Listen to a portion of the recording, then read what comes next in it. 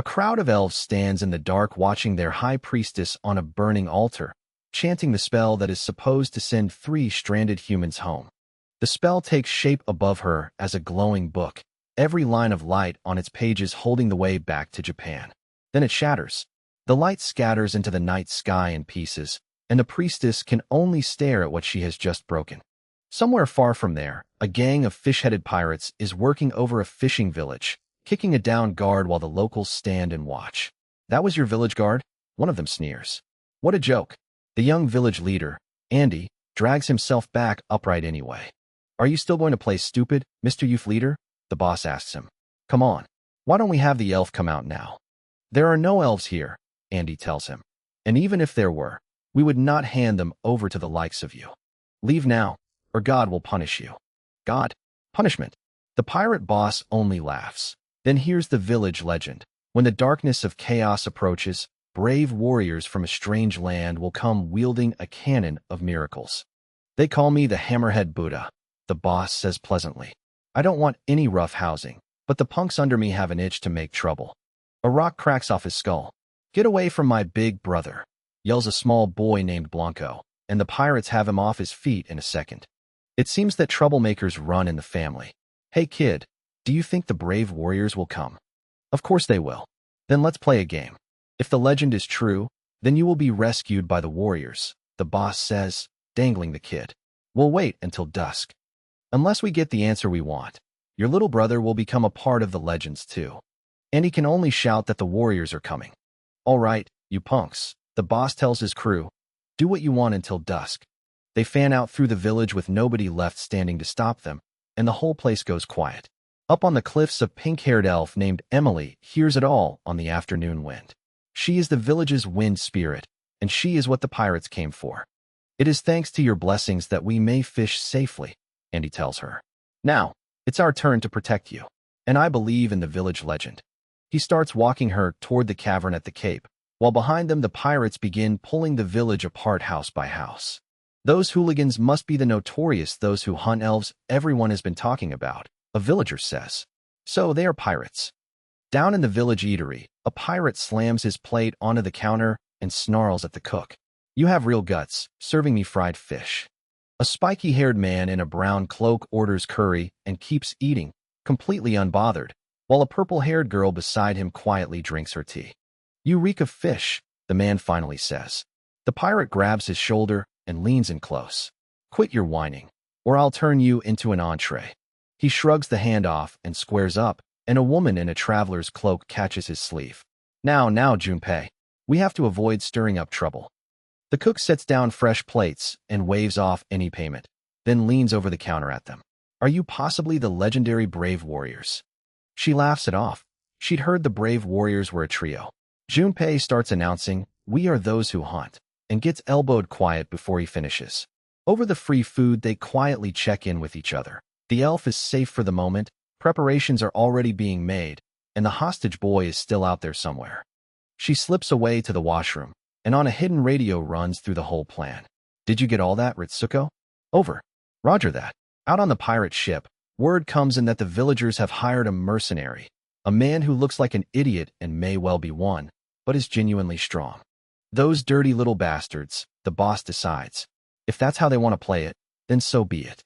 Ransack the entire village and find me that elf. Doors come off their hinges all over the village. Where is the elf? Nobody answers, so the pirates start smashing whatever is in reach. In the cavern, Emily can't sit still for it. "I can't let the village suffer any more because of me," she says, and walks straight back out. Andy realizes the raid started early, before their own armed uprising was ready, and turns to find the cavern empty behind him. Villagers scatter through the smoke calling her name, tearing open doors and searching the cliffs, until at last Andy spots her standing out in the open. "Mistress Emily, I'm sorry, you can explain later." He catches her in the open and tries to steer her back. "First, we need to get you to the cavern at the cape. A pirate has heard every word of it." "I've found the elf." The villagers close ranks in front of her, and Emily steps out through them anyway. "You shouldn't lose the village because of me. It would have been easier if you'd given up immediately." He takes hold of her. "We've got a real beauty here. You'll make us very rich." "That's right," he adds. "After we stuff her. Taxidermy." Andy throws himself at the man and gets knocked flat for it. Well, if it isn't our brave youth leader. Andy is hauled up by the collar, and Emily begs him to stop before he gets himself killed. Then a second elf strolls out of the crowd. 2 elves. It's not fair, she complains. You weren't supposed to run to the pirates. Our plan to exchange places and defeat this gang is ruined. Who the hell are you? Would you like to know? At times I'm a mysterious traveler. She drops the disguise entirely. Airi. Kamiyama Airi is my name. Half the pirate crew simply falls over where they stand. What the hell is wrong with you? Bunch of morons, the boss snaps, then learns she was with the mercenary they'd just been warned about. She runs for it with Emily. Don't let them get away. And standing in the archway ahead is Junpei. Here I am, the mercenary you were looking for. That's it, kill the hostage. The blade comes down on nothing at all. Blanco is already across the square, gift-wrapped, being handed back to his brother. The nashi paper wrap is complimentary, Junpei tells them. Now knock it off, or else I'll fillet all of you. In general terms, we're simple travelers, Airi explains to the stunned villagers. Just leave this to us. Andy insists his people won't back down either. Sorry, pal, Junpei says. We're also looking for the elf. We need her help to return to Japan. The boss is hurt enough. Go kill him, boys. The whole crew comes at him at once, and Junpei walks straight into them. One ship-style sushi plate done. A shot cracks in from somewhere impossibly far off and drops a pirate mid-swing. Must be Ritsuko. Can't she keep her nose out of this? Someone shot at us from that distance? That's impossible. Well, Airi says, it just so happens that it is possible. Junpei clears another wave. Ship-style sushi plate number 2. It just so happens it's the sauce that makes the conger eel taste good. The villagers stare at the wreckage. All the pirates were defeated in a blink of the eye. Are they mortals or gods? Perhaps these are the warriors from the legend. The hammerhead boss stops laughing and comes in himself, and for the first time Junpei has to actually work for it. Well, you're good. You're not so bad yourself, compared to those losers. The boss winds up. Secret technique. Shark slice. Junpei takes it and goes down hard. Ouch, I forgot about that. This is a world of swords and sorcery. Airi drops beside him, clutching her leg. I think I broke my left leg. How convenient, the boss says.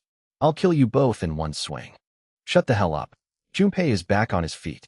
If you're so fond of sticking it to people, I'll return the favor by making fish cakes out of you. Injuring an Oscar-winning Hollywood actress earns you a painful death. What is Hollywood? The villagers ask each other. Nobody has any idea. Damn it. You're all pitifully weak, Junpei tells the crew. Take me on all at once, or else go home. The village kids start chanting it back at them. Do the words small fish ring a bell? You worthless carp. The pirates fall back toward the water and reach for the ship's cannons instead. The bombardment starts, and shells begin walking through the village. Damn, do they want to level this village or what? Shells walk through the rooftops while the villagers run for cover, and the pirate ship sits comfortably offshore where nothing can reach it. Hey, Blanco, get down. Andy pulls his brother flat, then looks up at the ridge and stops dead. A tank sits on the cliff top with its gun already coming around. Is that the Cannon of Miracles? Wielding their Cannon of Miracles, they will restore peace to the land. That must be it. They must be the legendary warriors. Fire. As long as we get her body, we don't care if she's alive or dead. The pirates load their cannons and aim for the cliff. The tank answers first. The shot walks straight down onto the deck and the pirate ship comes apart in the water. Help, I can't swim. Perfect timing, Ritsuko. Did you witness my bold feats?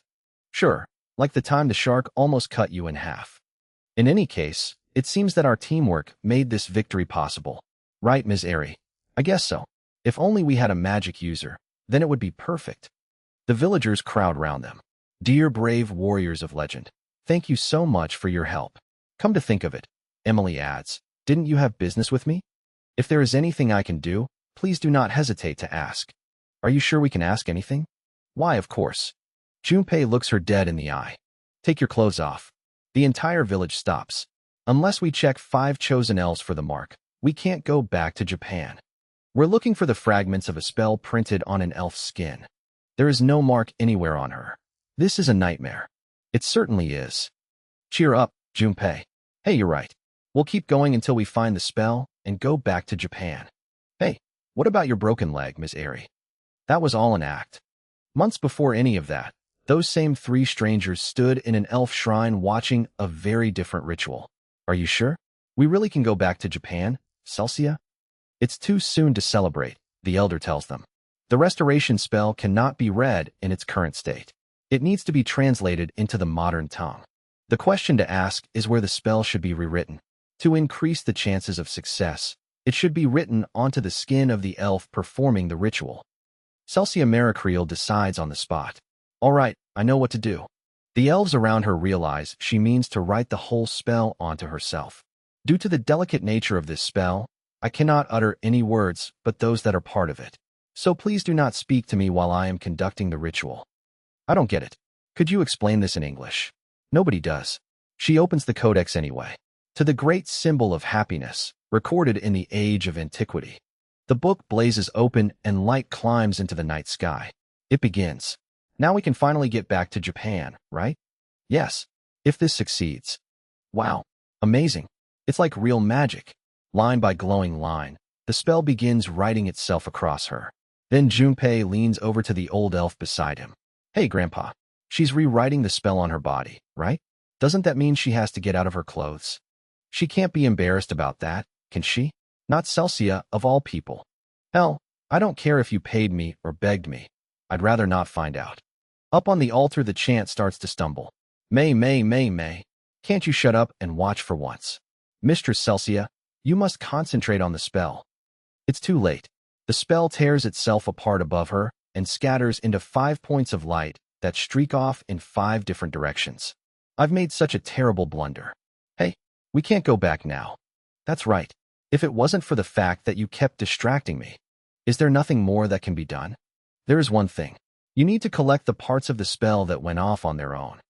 The spell broke into 5 parts, meaning there are 5 other elves synchronized with me.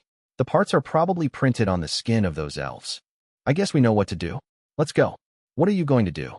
Since we can't isolate those 5, we check every elf out there. Wait a minute, I can't allow that. Going around ripping the clothing off of elves. As the elder of the elves, I can't let that take place. You can try to stop us if you want. Junpei sets his feet. Even if it means taking the clothes from every elf out there, we will return to Japan. And how many months have gone by since we said that? Ritsuko mutters. We've stripped over 100 elves and have found 0 so far. Damn that Celsia. She should feel responsible and try to cooperate with us. Absolutely. If we had a sorceress like her around, I'm sure we could find a different way.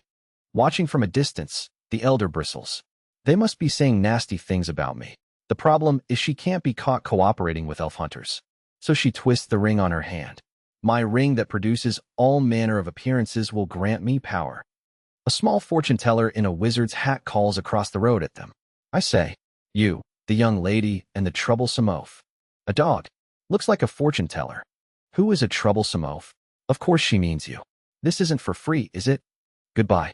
Have you found the 5 elves that have the spell tattooed on them? That stops them dead. Tell us. We'll give you all the money you ask. I'm in a good mood today. 3 silver coins will be enough. Wow, what a generous little dog. A real far cry from that idiot Celsia. The fortune teller detonates. How dare you? Just what makes me an idiot. Hey, maybe this dog is Celsia in disguise. No, think about the difference in their body mass. Actually, I just received a message from the Celsia in question. What follows is a screaming match conducted entirely through a fortune teller relaying her own insults. Who's the moron here? I'll kill you one of these days, clueless witch. You're putting so much emotion into this. What a performer. Airi arrives and steers everyone straight back to business. You were going to sell us information, right? Why yes, I almost forgot about that. She makes a show of the crystal. Follow the Delucia River upstream. It runs near this city and enters the forest at the other end. Gabriella of the Dark Elf clan should be in that area. Wow, you're amazing, Miss Fortune Teller. Is this a trap, Miss Celsia? No, it is not. How can you say I'm trying to trap you?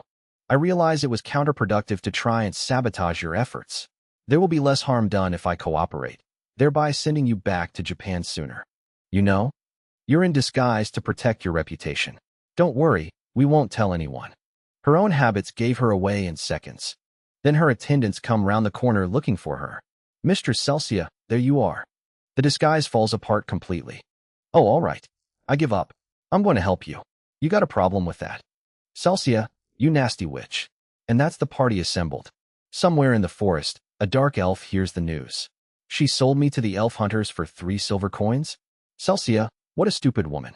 Prepare for battle. I was suspicious as to what brought the high priestess to see the common elves of this town, so I followed her.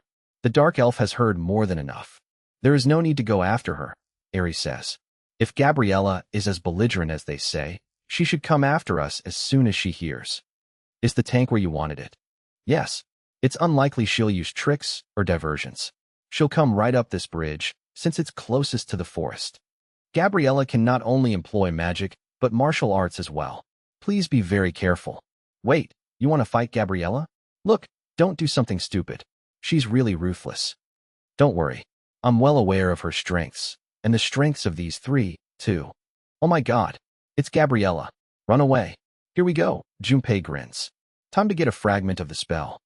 I proclaim to the travelers from another world. I have no intention of taking off my clothes for your benefit. Any attempt at negotiation will be futile. In other words, we do it by force, I guess. First of all, bring forth the traitor to all elves, Celsia. I have something to say. It just so happens that Celsia isn't around here. The little fortune teller steps out front. The one who sold information was not Celsia. It was I, Elizabeth. So, is that your plan? You insult my intelligence. Eat this. The blast rebounds straight back off thin air. It bounced back. Nothing will get by Elizabeth's magical defense. Amazing mastery, Mistress Celsia. Well done, Mistress Celsia. You idiots. When are you going to get it right? Calm down. I planned ahead in case this sort of thing happened. Emerge, my servant, my stone golem. A stone giant drags itself up out of the ground. What the hell is that? Whoa, look at the size of that thing. One shot from the tank, and it comes apart in midair. Bingo. That can't be. This is nuts. Charge. Follow me. Looks like it's my turn. Junpei walks into an entire army on his own and starts clearing it. How dare you make a fool of me? Ritsuko, can't you keep out of my business? Pipe down. You ought to be more alarmed by such a horde. The last of the horde goes down in a heap, and the survivors very quickly decide that they are sorry. Gabriella's army was demolished in the blink of an eye. Astounding, employing the tank gun for long-range threats. Lady Airi the strategist, Lady Ritsuko the arms specialist, Lord Junpei for close combat. And with me guarding against magic, they are now invincible. All right then, Dark Elf. Soon it will be time for you to strip. Fine, martial artist.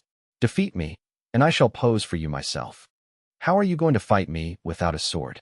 A heavy sword will only weigh me down when fighting you. I see. She's dropped her arrogance. He's better in skill, power, and reach. We're equal in sprinting. First strike wins all. I need to put everything into my first blow. It never lands. Too fast. That was amazing. You knocked down Gabriella in one punch. Hey, isn't she out cold? Right, here's our chance. Take this opportunity to get her clothes off. Don't. Junpei blocks them. She said she would. Wait until she gets up.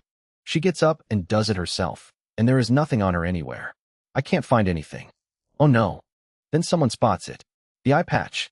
No, not this, of all things. Come on, a woman has to have guts. Forgive me for ripping it off. Underneath is a black mark. What the hell is that black spot? Is that a fragment of the spell? The fragment rematerialized as a symbol like that because of problems during the translation. It is a bona fide fragment. Finally, we've gotten hold of a piece. Mistress Celsia, you must recollect the fragment from Gabriella's face. Why, yes, of course, but I have a bad feeling about this. Thou, who art lost and alone, possess thyself upon my body. The mark lifts off the dark elf and lands squarely on the fortune teller's face.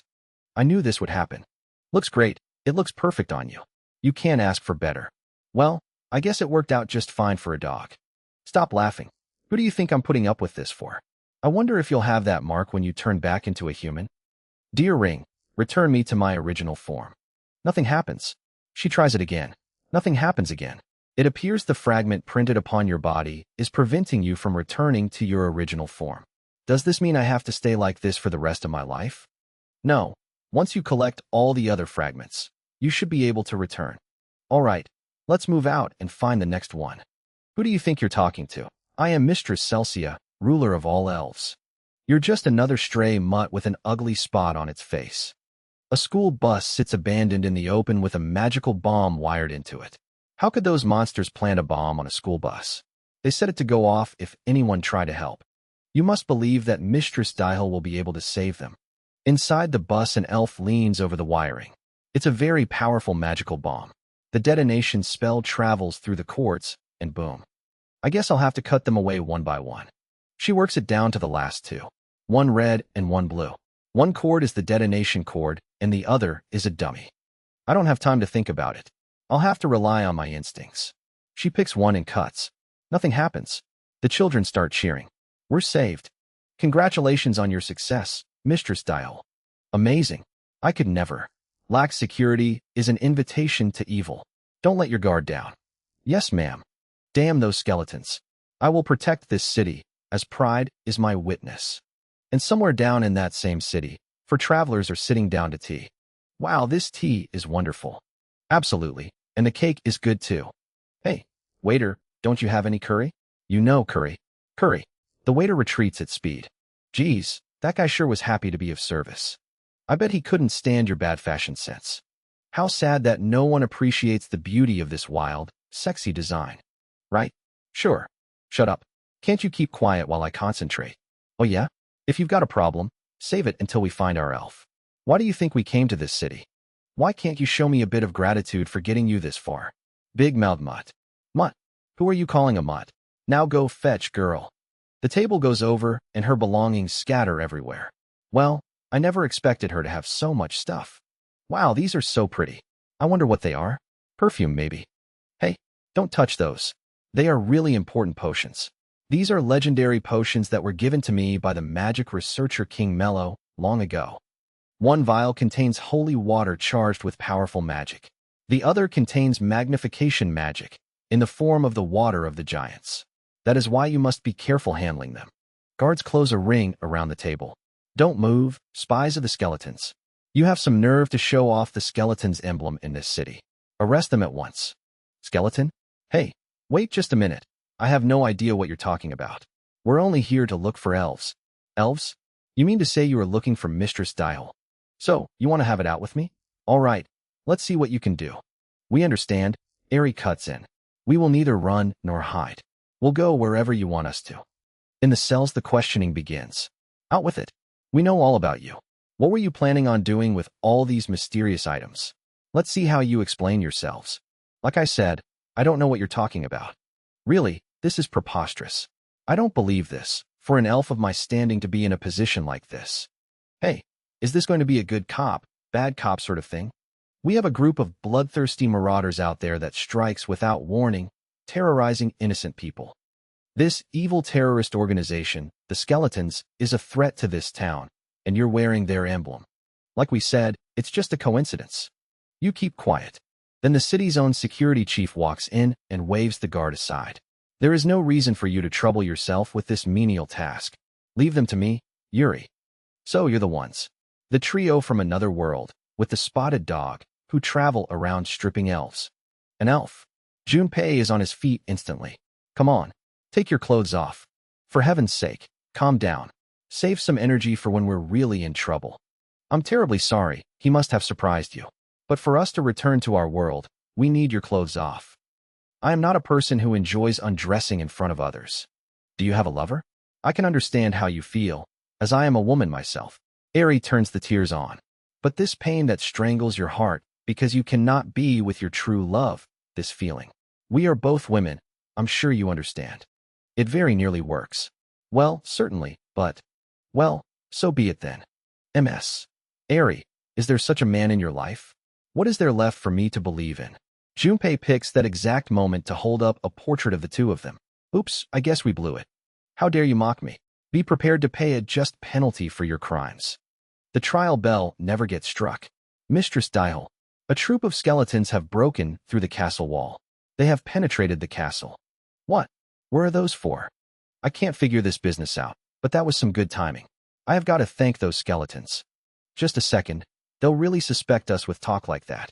The skeletons are already looting. We don't have brains, so we don't have to use traps. All right, what's next? Bombs. Bombs. Meat. I want meat. Wow, such bad taste. They don't look very intelligent either. It certainly is a fitting trademark. This is fun. We should have done this sooner. The guards form up across the square and level their weapons. Ready, aim. Fire. The whole volley passes straight through the skeletons and accomplishes precisely nothing. Take this. A single blast tears the defenses wide open. Our holy magic barrier has been broken. The skeletons appear to be aided by a 50-ton class black magic spell. Good work. Now go back and rest. Mistress Daihul, straighten up. Who is going to protect this city without us? She is the only one still standing her ground. Now it's payback time for you, Daihul. We'll return your favor and add some handsome interest. And then something drops into the square between them. Who the hell are you? He's one of us. But I don't recognize him, and he's a lot beefier than we are. You airheads, don't you dare think that I'm a friend to the likes of you with no blood, tears, or flesh. Junpei throws off the bone costume entirely. I have a proposition to make. We will handle those monsters, and in return, you have to take your clothes off. How dare you? At a time like this, are you insane? Wait, Daihul says. The whole square goes quiet. And then, very well. But I have no intention of giving up. If I am successful in safeguarding this city myself, you will reveal yourself for all to see. Do we have a deal? Wait, that's not fair. It was my idea, so it would make more sense for me to strip. What's the fun in that? All right, it's only a matter of one of us. Fools, what can 3 people and a dog do against the mob of skeletons who have troubled us for so long? It sure is fitting that these morons have no guts. Thanks, Ms. Airi, that was quick thinking. Preposterous, a dog using magic. Who do you think I am? While I may look like a dog now, I am in fact the elder of all elves. She's a dog. Yeah, she's a dog. Up on the walls, the townspeople are watching their city get saved by strangers. I can't believe how powerful they are. Man, look at that guy go. Wow, that girl's something too. Look at her. She's blown them all away. The skeletons don't mean squat to these guys. Daihul watches every second of it. How does this make me look? Damn, I will not be made to strip as easily as this. Then something far bigger comes over the wall. That can't be. Geez, I don't remember being cast in a monster movie. Ritsuko, time for your big gun to do some damage. Leave it to me. Stop, Ritsuko. The children. A shot from here will jeopardize the children. Then what are we to do? We can't stop that thing without any weapons. Daihul has already decided. MS. Airi, that potion. The sacred potion, give it to me. I will drink it. No. I only accepted them for safekeeping. They belong to King Mello. The holy water of Mello? The potion that is said to have 200 megatons of sacred magic inside. That would be overkill. It's almost a waste to use that against the skeletons. Hurry, Ms. Airi. I will drink the 2 potions together and become a sacred giant. And then... I said no. Can't you hear? Listen to what others have to say for once. Absolutely. The potions should be saved as a last resort. I'm going back inside the tank. Then, all at once, everybody starts yawning. All of a sudden, I need to sleep. I suddenly feel so darn tired. They go down where they stand. While it may not work against the skeletons, my magic still works its charm on you. I will definitely strip you. You've cast a sleeping spell at a time like this? Do you have any idea what you've done? Well, what admirable concentration. But I will be the one to have the last laugh. Don't worry. I intend to protect this city by using your sacred water. She holds up the 2 vials and looks between them. Red or blue? Which vial is it? What's the use? You wouldn't believe me even if I told you, would you? All I have is my instincts. It is exactly the same choice as the bomb, all over again. It's the red one. Then she stops dead. You laughed. You underestimate the extraordinary sensory capacity of elves. I just heard you smirk at me. Forgive my trickery, but I just made you think that I had drunk from the red vial. So the blue one is the holy water. No, please wait. That is really important to us. Silence. I will be the one to safeguard this city and destroy the evil monsters. She drinks the whole thing down. This is the sacred potion? You see, I was fully aware of the extreme sensitivities of elves. Your performance was pretty good, but what do you think of my acting in the part of a deceived and distraught human? The correct choice had been red. What Daihul drank was the enlargement potion, and the entire city got to watch it work. No spell fragment on her either. All right, so where's the next elf? A quiet Edo-style town at night. A dojo master sees the last of his students out the door. Thank you so very much for dropping by. Be careful on your way home. Good night. Somebody is waiting for him out by the water.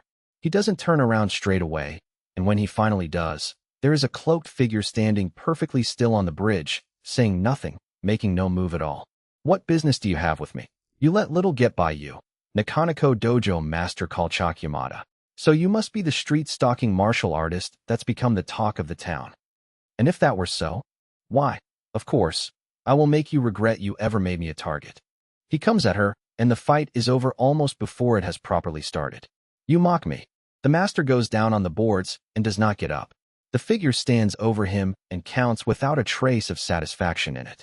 Number 999. Only one more left to go. Morning, and the tank rolls and past the rooftops. This looks like a theme park fashioned after Edo. Celsia, are you sure there is an elf in this city? That's what I read in my crystal. That thing's accuracy is way off, just like the mind of its owner. Here we go. You found out where she is? Where? Where? Yes. I've got a karate-crazed nut right in front of me. You lousy mutt. Do you want to be the hood ornament on some guy's Mack truck? What the hell are you doing, Ritsuko? I almost had my first kiss wasted on a damn mutt. They find the poster. Outlaw fugitive, street-stalking elf, rapier. Distinguishing characteristics, a strange pattern on body.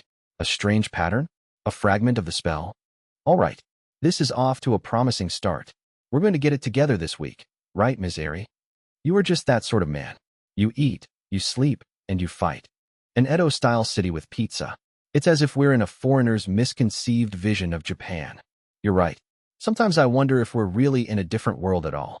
The food, the language, you start to think that. Well, actually this is pretty good. It tastes a bit like okonomiyaki. All right, that hit the spot. Now for some dessert.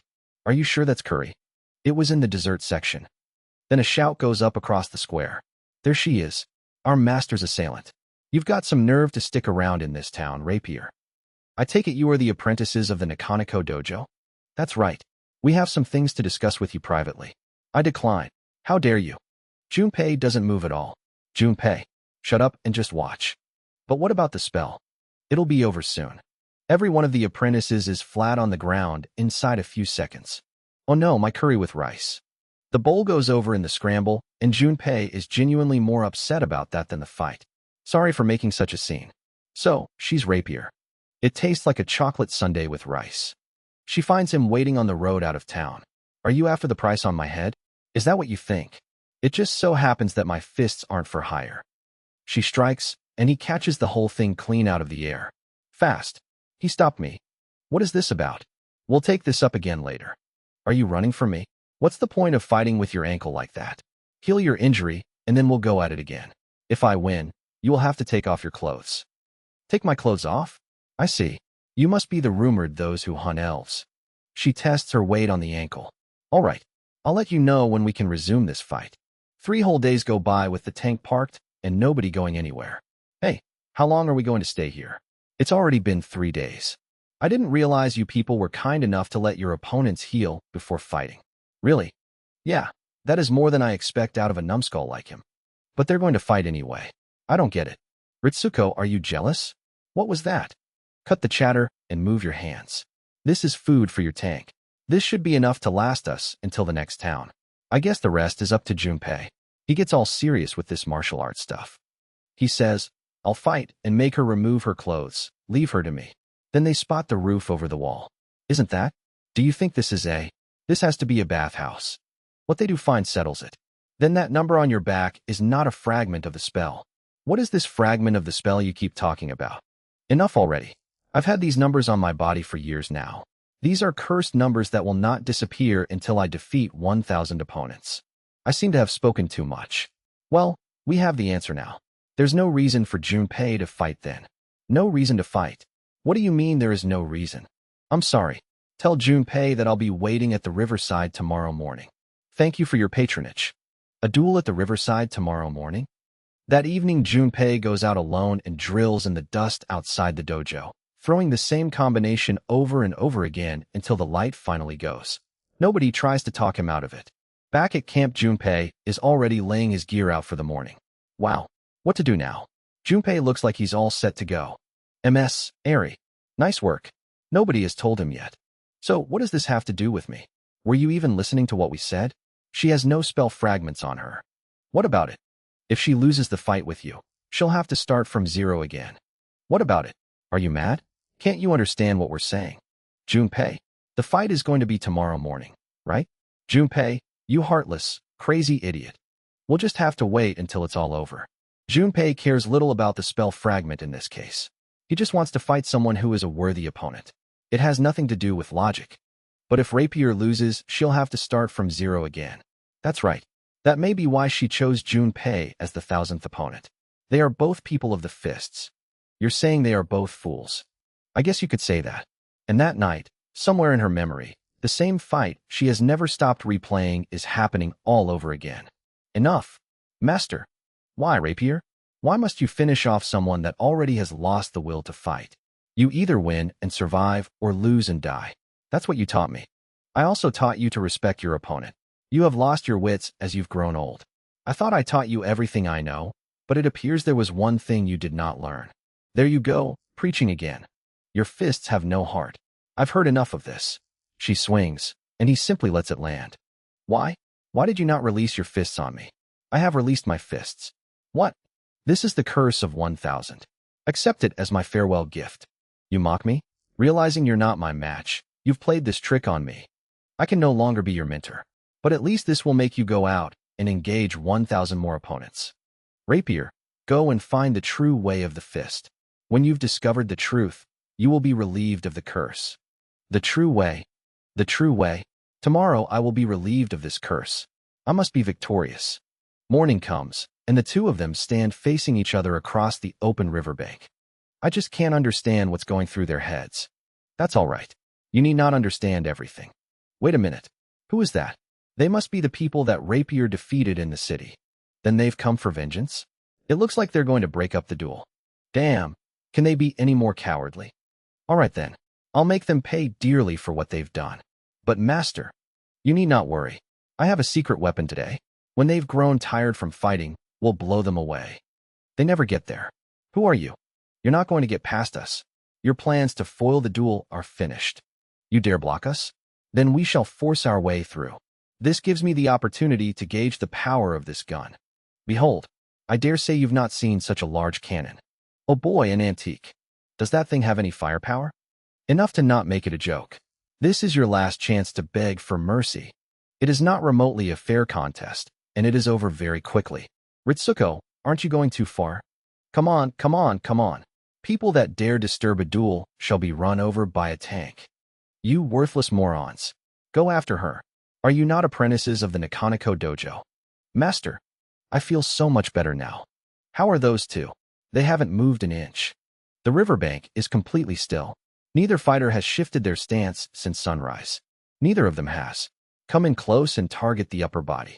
A person that can actually predict my moves. Truly, he is worthy to be my 1000th opponent. The duel will end in a flash. They both move at the same instant. The river goes white behind them, and when it clears, only one of them is still standing. The warning is still in his head. If she loses the fight with you, she'll have to start from zero again. I have no use for your pity. You're right. And he stops holding back. It's over. It's at an end. She's done for. I've lost. I guess so. She lies there staring at the sky, waiting for the count to reset. The count that had ruled her entire life resets to nothing, and she takes it without complaint. Oh well, now to start from scratch.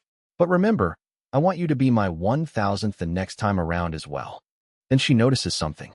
It's gone. My dear Rapier, seek the true way of the fist. When you have realized the truth, the curse will be no longer. So, that was what this was about. The number of people I defeated had nothing to do with it. The curse was lifted when I found the true way of the fist. Master, Junpei, thank you. Thank you. And then Junpei sits bolt upright. Hey, I forgot to take off her clothes. You are a true numbskull. The tank grinds along an empty road under a wide blue sky. What a nice, lazy day. I can't wait to get to the next town so we can eat. You've got the mindset of a schoolboy, one in the lower grades. Did you say something, Motorhead? You can't hear either? Too bad. Hey, Ritsuko, get us into town. Oh, shut up. She is coaxing the engine along by hand now. Just a bit farther. Come on, just a little more. Please, you can do it. It doesn't. The tank coughs once and stops dead in the middle of nowhere. You did your best. Rest a while. Out of gas again. And in the middle of nowhere, too. This thing gets the world's worst gas mileage. Look at this huge crack. Don't act dumb. Squeeze one of those gasoline fruits. Here, that's the last of it. The Junpei gasoline refinery is now closed. There's no point in staying here. We'll leave the tank for now and go into town. We need to do some shopping anyway. No way. Why leave it behind just for now when we could abandon it forever? You mean throw away the T-74? Ritsuko walks off without another word. Listen to me, Junpei. You went too far back there. You made her so angry.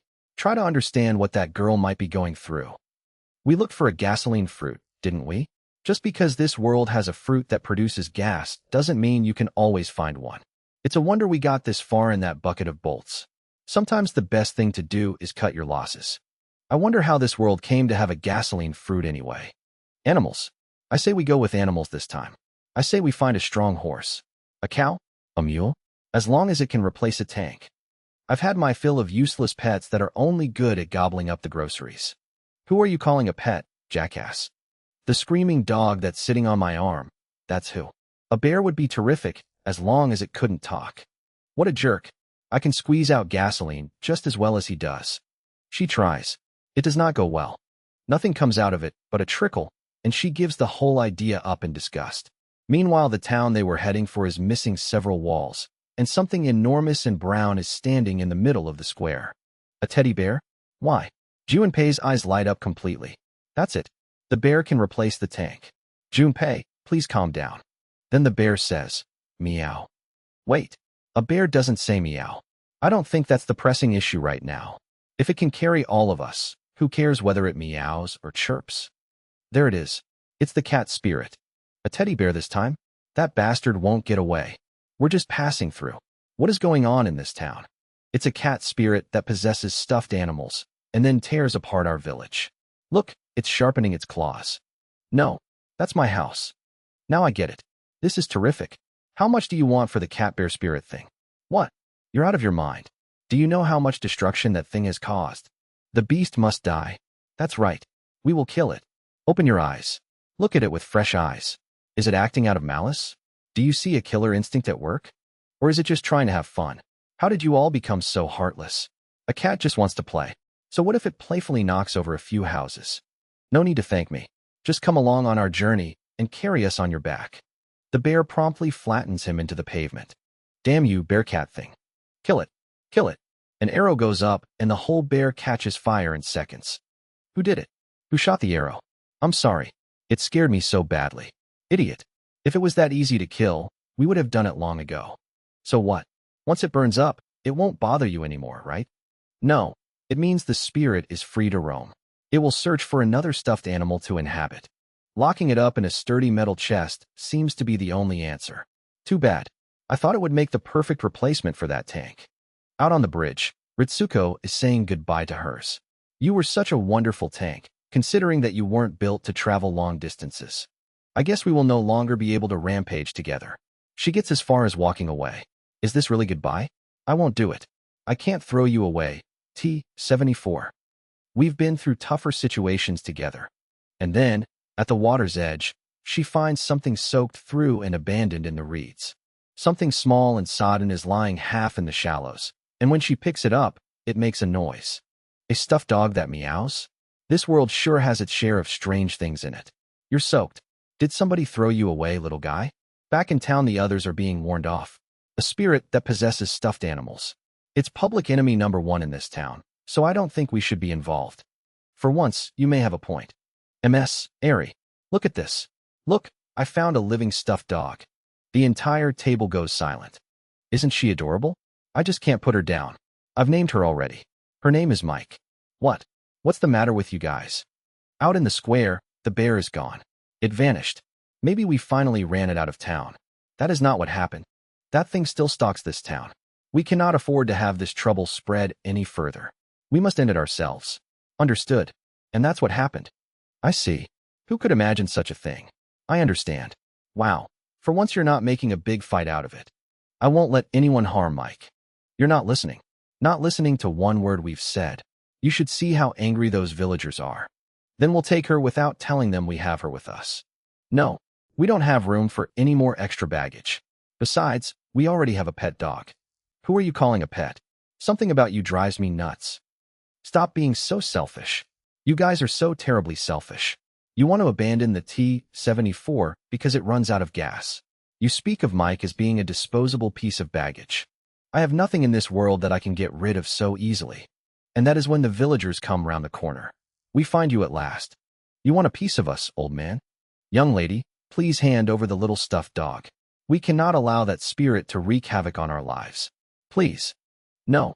Mike would never act out of malice towards anyone. It has nothing to do with the intentions of its heart.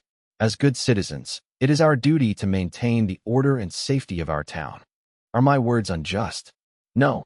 You are very compassionate, but have compassion for those whose lives have been damaged by this terrible spirit as well. She hands Mike over. Finally, the spirit is in our hands. Thank you for making a hard decision. All of you. Nothing says thank you better than a nice, fat reward. How about a big, roomy animal? Now we just need to find a sturdy metal chest and seal this thing inside. Hey, what about this big metal box right here? We could break the bridge and send it into the river. It's all for the best. I guess this is the last service that the T-74 will ever perform. What an ego you have. Everything's okay with you now that you have a horse. For people cannot fit on this thing. How in the world are we going to get around? Then you can walk. Every dog needs a good walk each day. All set. Let's seal the bastard inside. Should we put it in the big part or the small part? The small part will do. It goes in there. Mike, Ritsuko, don't do anything. Let's knock the bridge down. Mike will die in there. Knock it off. It's a stuffed toy. It's not a living being. Here we go. Wrong. You're wrong. It is a living thing. And she runs straight for the tank as the bridge starts to go. Ritsuko, you idiot. Hey, stop. It's dangerous. The whole span comes down and takes the tank and the girl inside it into the river. Oh my gosh. You stupid fool. They stand at the broken edge looking down at nothing but water. Hey, did you find the girl? Of course not. We can't do it alone. Rocks have settled on the hatches. She will be trapped inside. Gather all of the rope and oxen you can. Act fast or she'll die. Wait. The spirits of the wind have informed me that there are no signs of life coming from inside the tank. Junpei goes into the river anyway. Nobody stops him, and for a long time nothing at all comes back up. The villagers line the bank with ropes and lanterns. The light keeps going, and still nothing moves down there. Then the water breaks. The tank hauls itself up out of the river on its own tracks and back onto the bank. It's a miracle. The hatch comes open and Ritsuko climbs out, soaked through and completely unhurt. I guess we survived. Yes, we did, Mike. We made it. Mike. The little stuffed dog doesn't answer her. Mike, what's wrong with you? Mike saved Ritsuko. I wonder where her spirit went. She sacrificed her last strength just so she could. Oh, I can't bear it. I can't either. The horse got scared off by the commotion, and now all we have is that lousy tank. Hey, Ritsuko, more fuel for your scrap heap. This can't get us anywhere. We go as far as we can go together. That came with us from Japan too. You moron. Junpei is as low on brains as we are on gas, but he still has some redeeming features. Mike may have moved the rocks, but how did the T-74 drive out? It was completely out of gas. Unless there was some gas left in the tank. Ritsuko, were you lying to us? Oh, for heaven's sake. Look what you're doing. You're wasting all that precious fuel. Impossible. Maybe not. Mike, I guess we don't have to worry about gasoline anymore. Let's get going while there's still some sunlight.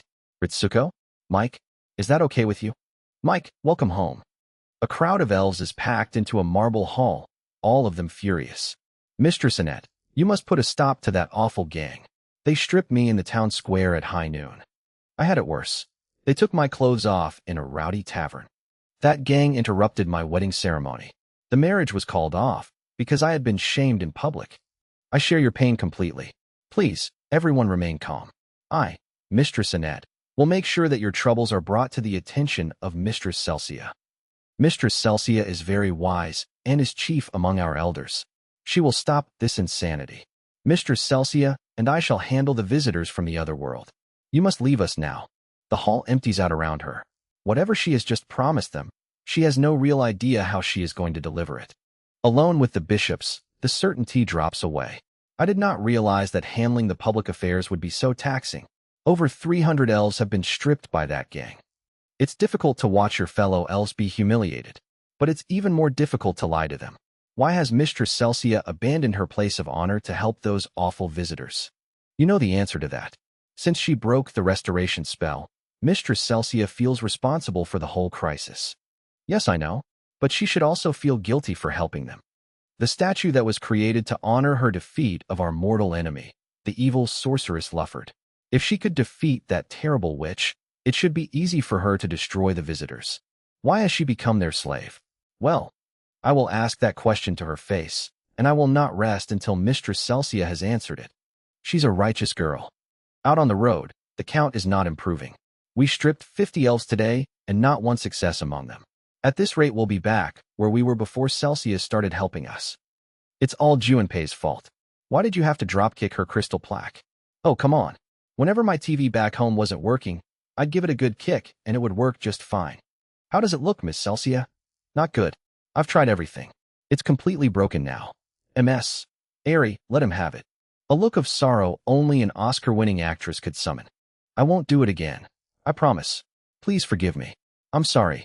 The apology lasts about as long as it takes them to reach the next town. Okay, we have to go shopping now. Mike, you know where to meet us, don't you? You are such a smart girl. Meanwhile, the dog has spotted something across the street. What's up with that dog? Who knows? Celsia, you were never very good at attracting dates, but I guess that changed once you grew a tail. Shut up, you moron. And then she's gone. MS, Celsia. Let her go. She's probably going off to make whoopee with that cute puppy. Well, I guess she can handle herself. She is a sorceress, after all. So we'll handle the shopping on our own. Miss Airi? Miss Airi. What? Is something wrong? It's nothing. Let's go shopping. Something is clearly bothering her. She doesn't explain what it is, and the pair of them head off into the market without another word about it. Up on a quiet hillside, the young priestess finds her elder. Mistress Celsia, I'm so glad you are in good health. You look like you are holding up well, Annette. I get the feeling you did not come all this way just to see my face. Why is it? Why do you go to such lengths to aid those who stalk our people? I know you feel responsible for breaking the restoration spell, but surely you are not blind to the humiliation that elves have suffered at the hands of those three. They are clearly our mortal enemies. Unfortunately, we do not have the strength to defeat them in battle, but you do. You possess the spell that defeated the evil sorceress, Lufford. Annette, I have no idea what you're talking about. I know the story. You deciphered the ancient text and obtained the ultimate spell. Then, with that power, you defeated Lufford. I've had enough of this, Annette. I know it consumes 100 million tons of magical energy when used. It is the most powerful spell of all time. If you used it, those three would be. This tea is wonderful. Your senile old woman act doesn't fool me. Annette, forget what you've heard about that spell. That spell could bring the world to an end. It is the most powerful and most horrible spell of all time. That's why I sealed it away. It would mean doomsday if it fell into the wrong hands. You must forget about it. Forget about it. Are you willing to allow our comrades to fall into the hands of these terrible ruffians? Are these three strangers more important to you than your own race? Annette, yes. You must be weary from your long journey. Please stay the night. I hate you, Mistress Celsia. I hate you. I hate you so much. That night she goes to the seals herself. I command thee, sealed doors, make thy presence known to me, for I have made a covenant with the ancient gods. Oh yeah? I will do it. I am trained in the magical arts too. This is the codex that contains the ultimate spell. Thank goodness the bishops could tell me where it was hidden. Now, the battle is mine. Beware, fiends from another world. She closes the book and walks out of the vault with it. By morning she has caught the tank on the road, holding a brand new crystal plaque out in front of her and saying nothing at all about what else she is carrying. MS. Annette, we can't thank you enough for bringing us a new crystal plaque. We almost had to start from scratch thanks to a certain karate nut. Who are you calling a nut? I'm simply following Mistress Celsia's instructions. Hey, now that you mention it, why did that silly dog have to leave without saying goodbye? Yeah, that is strange. Mistress Celsia was eager to get an early start and ran ahead of us. That mutt is always up to something.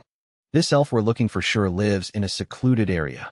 There's no way Mike could make a climb this steep. We'll be there before you know it.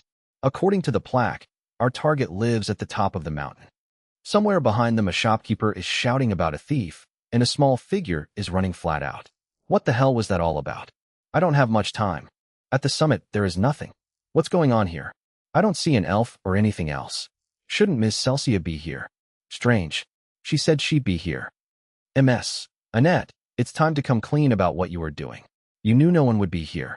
Neither an elf nor Ms. Celsia. What makes you say such a thing? I doubt you realize it, but you have a habit of toying with your earring whenever you lie. What the hell is going on here? I guess I can end my little charade now. Fiends from another world. How dare you go around humiliating my elfin comrades? I can't stand it anymore. You will not need to return to your own world. I will lay waste to you right here and now. You? Lay waste to us. Your jokes have gotten funnier since we last saw each other. This is no joke. Naturally, the three of you could defeat me in a regular fight. But behold the codex. This is the ultimate spell that Mistress Celsia deciphered to defeat our dreaded enemy. I'll test the speed of my fists versus the speed of your spell. Wait, Junpei. Okay. Hear me, great powers of the globe. Heed my commands and grant me my wish. This looks really bad. Shouldn't we be doing something, Ms. Airi? Sweet little Ritsuko. If this really is the ultimate spell, then why hasn't Miss Celsia ever used it on us? This is just my intuition. I have a feeling this spell is not what she thinks it is. Stop it, Annette. Do you want to destroy the whole world? Beyond light, beyond darkness, unleash thy powers of antiquity. I command thee with the authority of this codex. Take hold of these marauders from another world and annihilate them. Farewell, Mistress Celsia. I will sacrifice myself to the spell as punishment for going against your commands. The sky opens, and then things start falling out of it. What's this? This is just a summoning spell.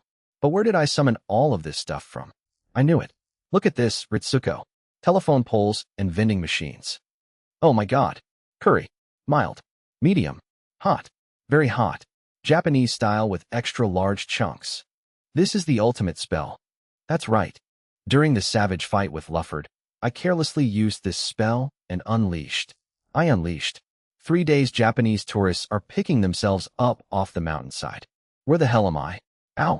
My head hurts. Wow. Airi Kamiyama. I'm such a huge fan. Can I shake your hand? Can I have your autograph?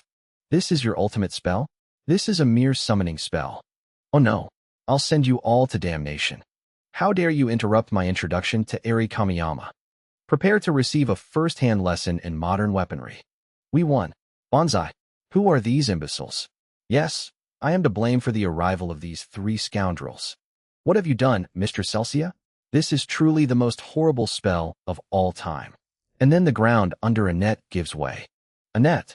Junpei goes over the edge after her without breaking stride. Why? Why did you save me? I tried to kill you. I don't know. I acted without thinking about it.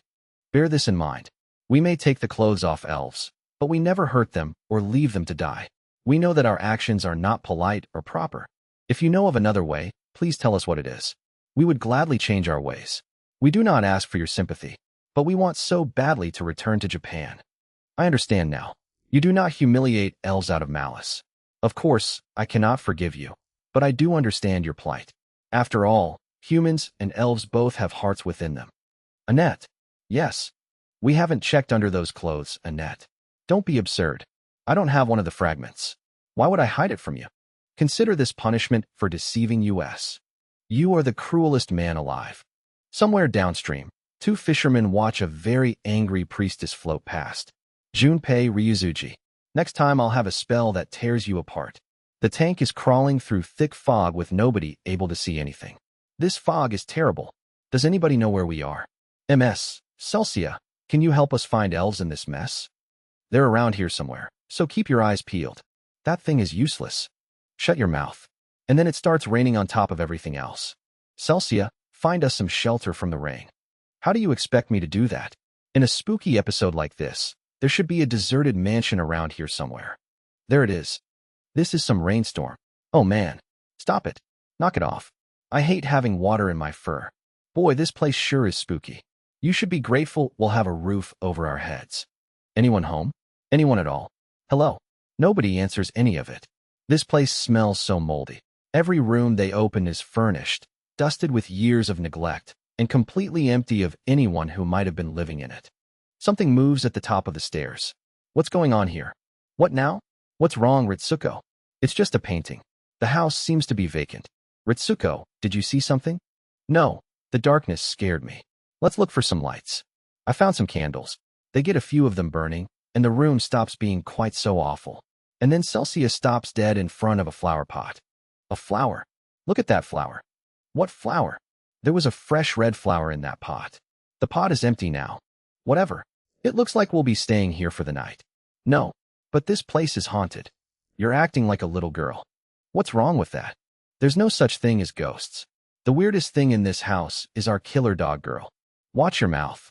They settle in for the night anyway, spread out across the floor of a mansion nobody has lived in for a very long time. Ghosts? Don't be silly.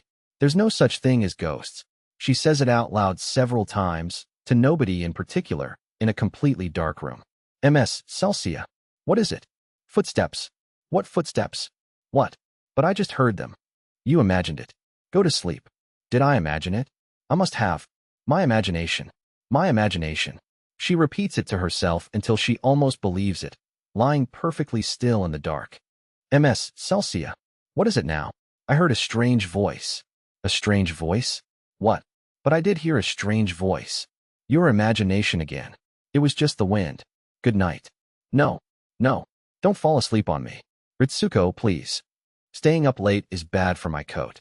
Ms. Celsia, would you do me a favor? Go to the bathroom. I don't want to go by myself. I'm sorry about this, Miss Celsia. Think nothing of it. Then something moves in the dark and Ritsuko empties a gun into it. Ritsuko, stop shooting. It was just the curtain being blown around by the wind. You're a lot scarier than any ghost. I'm so sorry. Ritsuko, you're letting your fear take control of you. But I swear that I heard that voice. Yeah, it sounded just like that. And right on cue, from somewhere down the corridor, the two of them hear it again, and this time neither of them is imagining anything. Junpei. Ms. Airi, is it time to eat? I thought I heard Ritsuko and Ms. Celsius screaming. They probably caught a glimpse of themselves in a mirror. Junpei? Wah, what the hell is that? A huge shadow is spreading across the paper screen behind them. A ghost? Like that one. Another one. Cut it out. Get a hold of yourselves. Some joker is making shadow figures on the curtain. Watch. Now the scary ghost looks like a funny, bloated pig. Now it's trying to be an umbrella monster. That's pretty lame. A dog. A bird. A cat. A kettle. A donut. No, it's an inner tube. It's giving us a clue. Is it a chair? I got it. A toilet seat. I trapped you. Ghosts don't play charades. Show yourself, you fake. Get back here. You can't outrun me. Whatever it is gets away clean. Damn, where did they run off to? Did you catch them? Damn, things disappeared. Then Celsius sees it. It's that flower. What's going on here, Celsia? I can't believe it. I never imagined that these flowers actually existed. These are enchanted flowers. They're mandrakes. I saw a drawing of them in an ancient text long ago. It told of their legend. When an innocent man is hanged and his tears fall to the ground, a flower will sprout in that very spot during the night. A mandrake. And when that flower is picked, anyone who hears it scream will die of fright. That story's not half as scary as your face was. I guess we better find another place to stay tonight. Don't start up with that again. They're back. Don't be so stupid. It's just an old legend. I'll prove it to you right now. Don't you dare. If you pick that flower, you'll die. Cover your ears, everybody. He hauls the thing straight out of the soil. You want to scream? Go ahead and scream. What comes out is not a flower. It's a mandrake. But look at its ears. It's an elf. Get your hands off of me. Pervert. Leave her alone. This isn't like the legend at all. I don't know who created that lie, but they obviously never met us. We are the mandrake elves. That legend contains no truth whatsoever. This is a nest of mandrake elves. The house isn't haunted. Haunted? No, we wanted to scare you away. I understand. You tried to use our fear to protect your territory. Yeah, something like that. Now, if you would be so kind, please go away. We're sorry. See? I told you there was no such thing as ghosts. You have to admit that those elves are pretty clever. Imagine that. Elves pretending to be elves. We hunt elves. Let's go. They nearly fooled us. A precious spell fragment might be hiding somewhere in this garden. But look how many there are. Maybe we can negotiate with them. Absolutely not. These are cunning little devils who dared to match wits with me. We will beat them first and ask questions later. So start plucking. Dirty old man. Why won't he think before he acts? You want a piece of me? Come and get it. Damn, Coward. I'll get you. Get back here. Surrender and accept your fate, you annoying little weeds. I think they enjoy playing with you. You've got a big mouth. They are having a wonderful time. Come back here. Damn you. Hold still. Gotcha. You're fast. I'm faster. Wait. Don't do that. When will he give up? I'm sleepy. I think it's time to try a different strategy. Okay, I'll get you now. No. No. No. Timber. They're pretty energetic for this time of the morning. All right then. I'm gonna play rough. Right after breakfast. Here you go. A double portion. You're supposed to eat it, not inhale it. I don't want to give them time to rest up. When I'm done, it'll be time for round 2. No thanks. It's about the elves. I'll take care of them. I'm just getting warmed up. Yes, well, I think it's time to change tactics. I don't think we can take them by force. That's the deal. What a deal. I say it again and again. There are fools who dance and fools who watch. If they're all fools, they should dance and be merry together. Operation Peace and Love. They fooled us. Now we fool them. This will never work. We look like idiots. They keep dancing anyway. Look, they're elves like us. And they're having a lot of fun. New friends. New friends. Well, I'll be. They fell for it. They're as dumb as they look. Your plan worked. Sometimes I envy their simplicity. Now for the final trick, Ritsuko. We must get these elves drunk. Check out this mini skirt. I look like a showgirl. Who wants some wine? Me? I do. Me too. Now this is a party. Aren't they going to drink it? They behave just like plants. Meanwhile, Junpei has found the bottom of his own cup. You're my best friends. He's so wasted. Find any fragments, Miss Celsia? Oh no.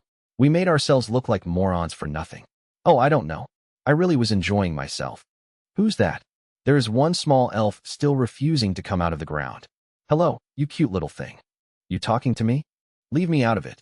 Hey, baby, why don't you come out and play with me? Stop. That hurts. You're acting like a jerk, Junpei. She's just playing hard to get. She won't come out because she has a funny mark on her back. She thinks we'll laugh at her. Hey, funny mark. Everyone stops at once. I was being a jerk. How about a little peace offering? No thank you. Just leave me alone. What? It's rude to turn down a free drink. Come on, just take a little sip. I told you I don't want any. He tips the whole cup over her instead. There you go. Oh yeah. Junpei. Wait, Ms. Airi. Take a look. The little elf has gone completely glassy-eyed. Oh, just look at yourself. You're ticking me off now. What do you mean it's last call? She's not a very graceful drunk either. What are you looking at, you mangy, talking mutt? You want to step outside, you flower-headed freak? Calm down, Miss Celsia. It's just the booze talking. One easy pull, and she comes straight out of the soil. A spell fragment. That's the second one. But, Ritsuko, how did you know you could pull her out so easily? Airi and I noticed a strange thing when we served the wine. Instead of drinking it, they soaked themselves in it. They absorbed the wine through their skin in the same way a plant drinks up water through its roots. Our little friend couldn't help getting drunk when Junpei poured it over her. Capillary respiration. The depressant quality of the alcohol made the elf drowsy and easier to pull out. You are correct. Junpei actually taught us something today. It's not just a spot this time. They look like fancy letters. Oh boy, this is the moment I've been waiting for. Hey, get a move on, would you? I shall now perform the transfer ritual for the second fragment. Come, lonely traveler, cast yourself upon my body. Well, did it work? How do I look? Mirror, please. Later, a courting couple wanders into the very same garden. Tom, I don't like the looks of this. Let's go home now. Relax, sugar dumpling. I'm here to protect you. Oh, look at that. What a peculiar little plant. A flower named Do Not Touch. It's pretty, but not nearly as beautiful as you are. Let's take it as a souvenir of our undying love. Can't you read the stupid sign? Another victim.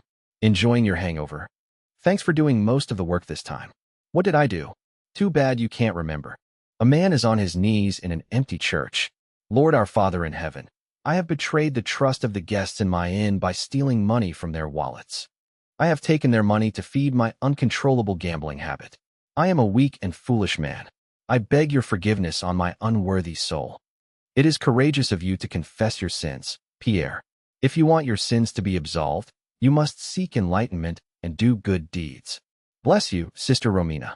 Out on a sunlit road, for heads turn at once. Elf. Elf. Yep, it's an elf. That's an elf all right. And you are a dog with a mustache. One of these days. Wait a minute. Something's not right. It's only been 30 seconds since the episode title, and we've already found an elf. Why can't it be easy for a change? This is a fantasy series after all. Leave this to me. I'll have her stripped in no time. What's up, old man? Old man. Who are you calling old man? You are totally an old man. Anyone over 18 should check themselves into a nursing home. I'll kill her. Stay calm. My friends and I need to get back to Japan, so take off your clothes. I don't get it. Who cares what you get? Here we go. Forgive me for stripping you. He goes straight through her and lands in the dirt. Hey, did you say something? He tries again, harder. What's your problem? You must be senile or something. That was my slickest move, and she still slipped past me. She's good. You're an annoying old man, but it's pretty funny when you get mad. Kill. Kill. Crush. Destroy. What? What is it? Look closely. Junpei. Junpei, stop. How the hell did that happen? His fist is coming out the other side of her. I got it. She's a spiritual entity. Simply put, she's a ghost. What are you people doing? I was watching you. How dare you swing your fists at the dead? It not only violates the sanctity of life, but is a sin against Almighty God. Emmy, you have only yourself to blame. Isn't it about time you gave up this material world and journeyed to the life hereafter? You've got to be kidding. Wow, she's a real ghost. I guess that's why you couldn't undress her. Which leaves exactly one option. Astral projection? Yes, astral projection. It's the only way to undress that elf. What the hell is astral projection? Why do you get worked up over things you don't understand? It's the method by which the spirit is separated from the physical body. In other words, we become ghosts. But weren't you afraid of ghosts in the last episode? That was then, this is now. Boy, I hate fantasy shows. Will we be able to perform this astral projection? Naturally. It's mere child's play for someone with my abilities. I am Celsia Maricreal. Just make sure that you don't turn us into ghosts by killing us with one of your ridiculous spells, you hairy-lipped mutt. Ah, you ruined my surprise. That's exactly the method I had in mind. We need to worry about finding the spell fragments right now. Okay, Mike, make sure no one fools with our bodies while we're gone. Is everybody ready? I am the keeper of the light. Souls, hear my voice. Abandon your tired shells and journey forth into the limitless realm of the sky. Obey. Did it work? I don't feel any different. Of course not. Your physical body is only a small part of who you are. Celsia. What? This is my true form, after all. Yeah, but it's much funnier when you're a talking dog. What was that, Junpei? Oh, nothing. All right. Now we are spiritual entities, just like Emmy. Now I'll be able to get my hands on her. Junpei, don't test your spiritual skills on my rear. Come back here. I don't want to. You said you'd take your clothes off if you lost that game of badminton. I'm too embarrassed. Then you said you'd take them off if you lost the staring game. I'm too embarrassed. How about a game of Simon Says? I'm too embarrassed. Catch you later. Bye-bye. That girl must have been a marathon runner in her first life. I can't believe she outran Junpei. We're going to have to come up with a cunning plan to catch her. Don't you worry. I have just the plan. At the inn, the landlord walks in on 4 bodies laid out cold. Hello? When would you like me to bring your supper? My guests. She's cold. Even the dog. They're all dead. This is your cunning plan? She's been running for a long time. She'll be covered in sweat, and she'll want to come in here. I've never heard of a ghost who sweats. That doesn't matter. Ghosts are creatures of habit. Habits are stronger than death. If she's sweaty, she'll go to a bathhouse or a local rice shop. A rice shop? What would she use the rice for? She's coming. What? I don't remember seeing this bathhouse before. She walks straight past it. Hi there. I'll have brown rice. Drat. There's a rice shop right across the street. Tell us, what do you do with rice? The answer is that she gets into it. It's just like a bathhouse. This is so relaxing. They are bathing in rice. This is why I hate fantasy shows. Didn't your parents teach you not to play with your food? Forgive me for stripping you. And she has no fragment on her at all. I can't believe she didn't have a spell fragment. After all the trouble we went to. But we solved that caper in record time. Let's use the rest of the episode to put on a freak show. This can't be. Where? Where is it? What happened to my body? The inn room is empty. 4 bodies and 1 dog, all gone. Mike is gone, damn it. We should have known better than to trust our bodies to that meowing hunk of scrap metal. Someone must have taken them. Who would do that? A burglar. No. A burglar would take the valuables and leave the bodies. A body without a soul is the same as a corpse. No one would steal something like that. Then who took them? Let's calm down and think clearly. Ritsuko, what would you do if you had found our bodies? Well, I'd probably assume that they were dead bodies. What then? I would get freaked out and call a doctor. And what if the doctor told you they were dead? I would give them a proper funeral. But in this world, the church, the funeral is already underway. Their desecration of the dead brought this about. Still, I didn't expect them all to be punished at the same time. May God have mercy on their souls. Pierre, it is kind of you to take care of the funeral arrangements. Not at all. Any child of God would have done the same. Even though they were terrible sinners, we are all equal in the sight of God. Across town the search is going badly. Ms. Airi. Miss Celsia, did you have any luck, Ritsuko? None. This town must have a church, but where is it? Damn, how can you ask for directions when no one can see you? Then a bell starts ringing. That's a church bell, all right. But where is it? Look, over there. So that's where it is. No wonder we couldn't find it in town. Think, why would a church be ringing its bell at this time of the day? A wedding or a funeral? A funeral. Hey, Celsia, in this world, do they bury the dead, or do they? What do you think? They burn them. This is bad. Hurry. They're ready, Sister Romina. Thank you, Pierre. You did all the work for me.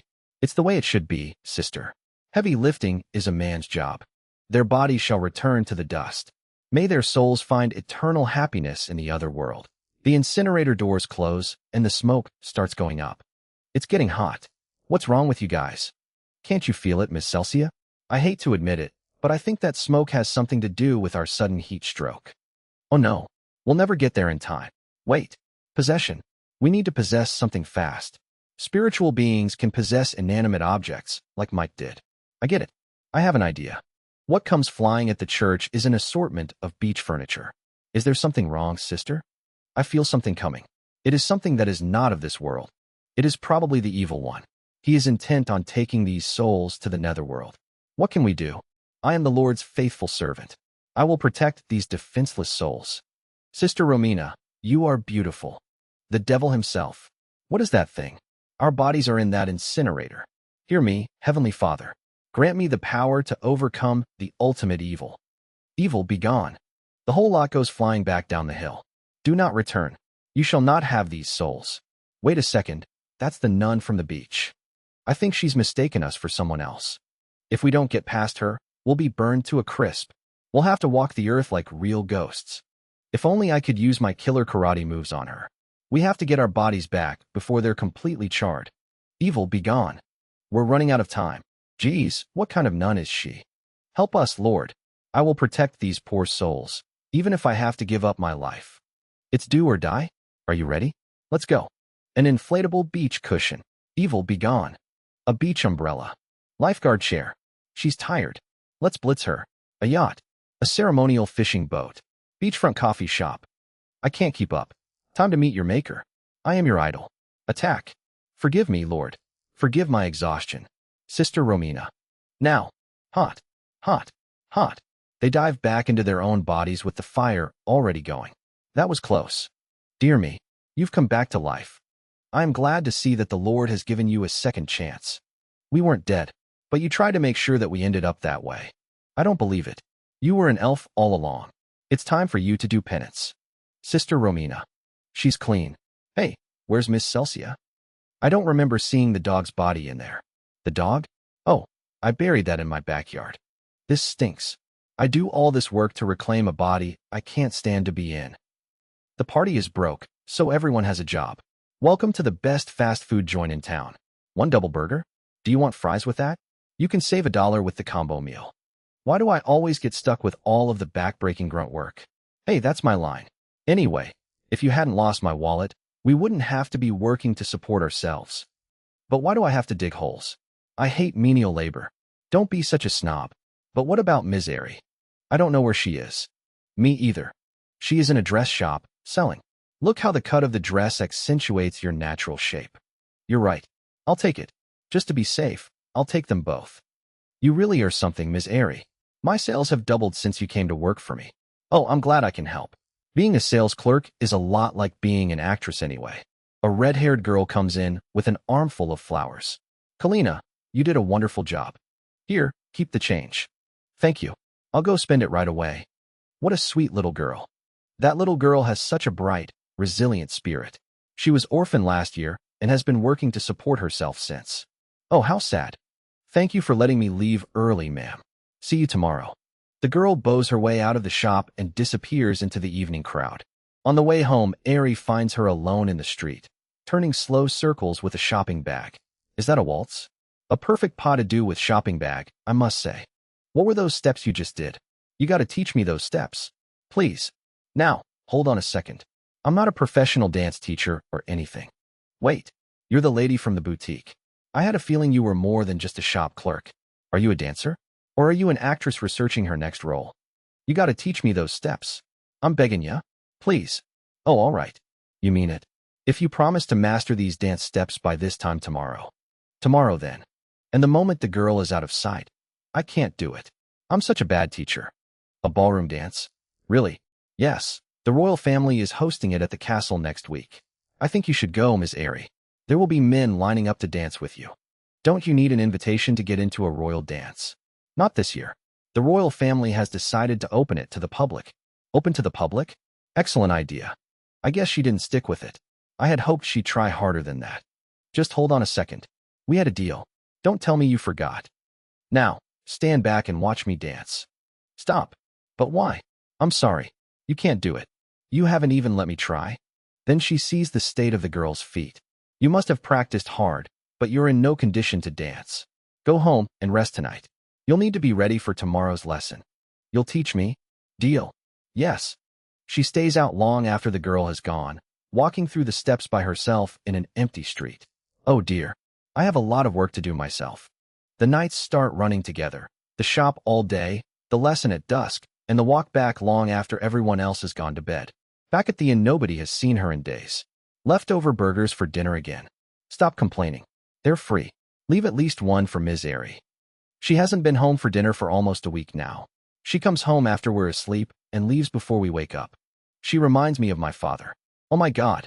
What if Ms. Airi's having an affair with a coworker like Dad did? MS. Airi's boss is a woman, silly. Numbskull. The lessons are not going well. No. You did it again. You make the same mistakes over and over again. That proves you have no natural talent. That ballroom dance is tomorrow night, after all.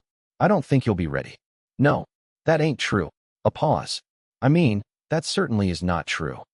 Time's up. Go home now. Is it really that late? A few more minutes, please? This is all the time I can spare. Besides, practice is the most important part of any lesson. Thank you so much. Be a lady. And as the girl runs off, her hair lifts, and Airi sees the ears underneath it. She sits down on the step and doesn't move for a while. I can't believe she's an elf. Why can't I bring myself to tell them I've found another one? In town, they are already talking. Have you seen that backwoods girl prancing around lately? Who does she think she is? Imagine, dirty little Kalina is putting on airs. She was practicing down by the docks all day today. 1, 2, 3. 1, 2, 3. She goes at it for hours, alone, until she finally gets it. All right, I did it. Oh, Ms. Airi. And there it is again. Okay, I can't forget the primary objective. I am one who hunts elves. I'm so proud of you, Kalina. Yes, ma'am. I guess you could say I'm in love. That's why I've worked at this so hard. So you could strut your stuff at the ball, right? Remember the day it rained? A carriage had come past too fast and soaked her, and someone had shouted at the driver on her behalf. Hey, watch where you're driving, you maniac. You don't have to be embarrassed. If I try really hard, I wonder if I can be just like you. Airi goes back to the shop and finds the dress gone. You sold it. Yes, a customer insisted on buying it. She just left. She knows exactly who bought it, because she bought it herself. Back at camp, the usual war is running. Quit hogging it, Rover. Besides, shouldn't you be drinking from the toilet? I just indirectly kissed a dog. I'm going to bury you. Junpei. Ms. Celsia. Big news. Check this out, guys. Ritsuko, watch out for that hole. Well, this series sure uses a lot of cornball comedy routines. It's a fantasy series, Junpei. A dance party? Yes. At the palace tonight. You really are a moron, aren't you? Oh, I get it. You want to go to the ball. And you want me to be your dancing partner. Sorry, Ritsuko. These arms are reserved for the love of my life, Ms. Airi. With this many people in one place, there's bound to be an elf or two in the crowd. Can I go too? The dance starts in just a few minutes, Kalina. Oh, Ms. Airi. You don't have a dress for the ball? Didn't I teach you that it is only important for a woman to be pretty on the inside? Yes, but I had my heart set on this one dress. It would have made me look so pretty. I'll never be like you, I guess. Sometimes a woman needs help. Something to make her feel special. Especially when she's looking for love. Here. It is the dress from the shop window.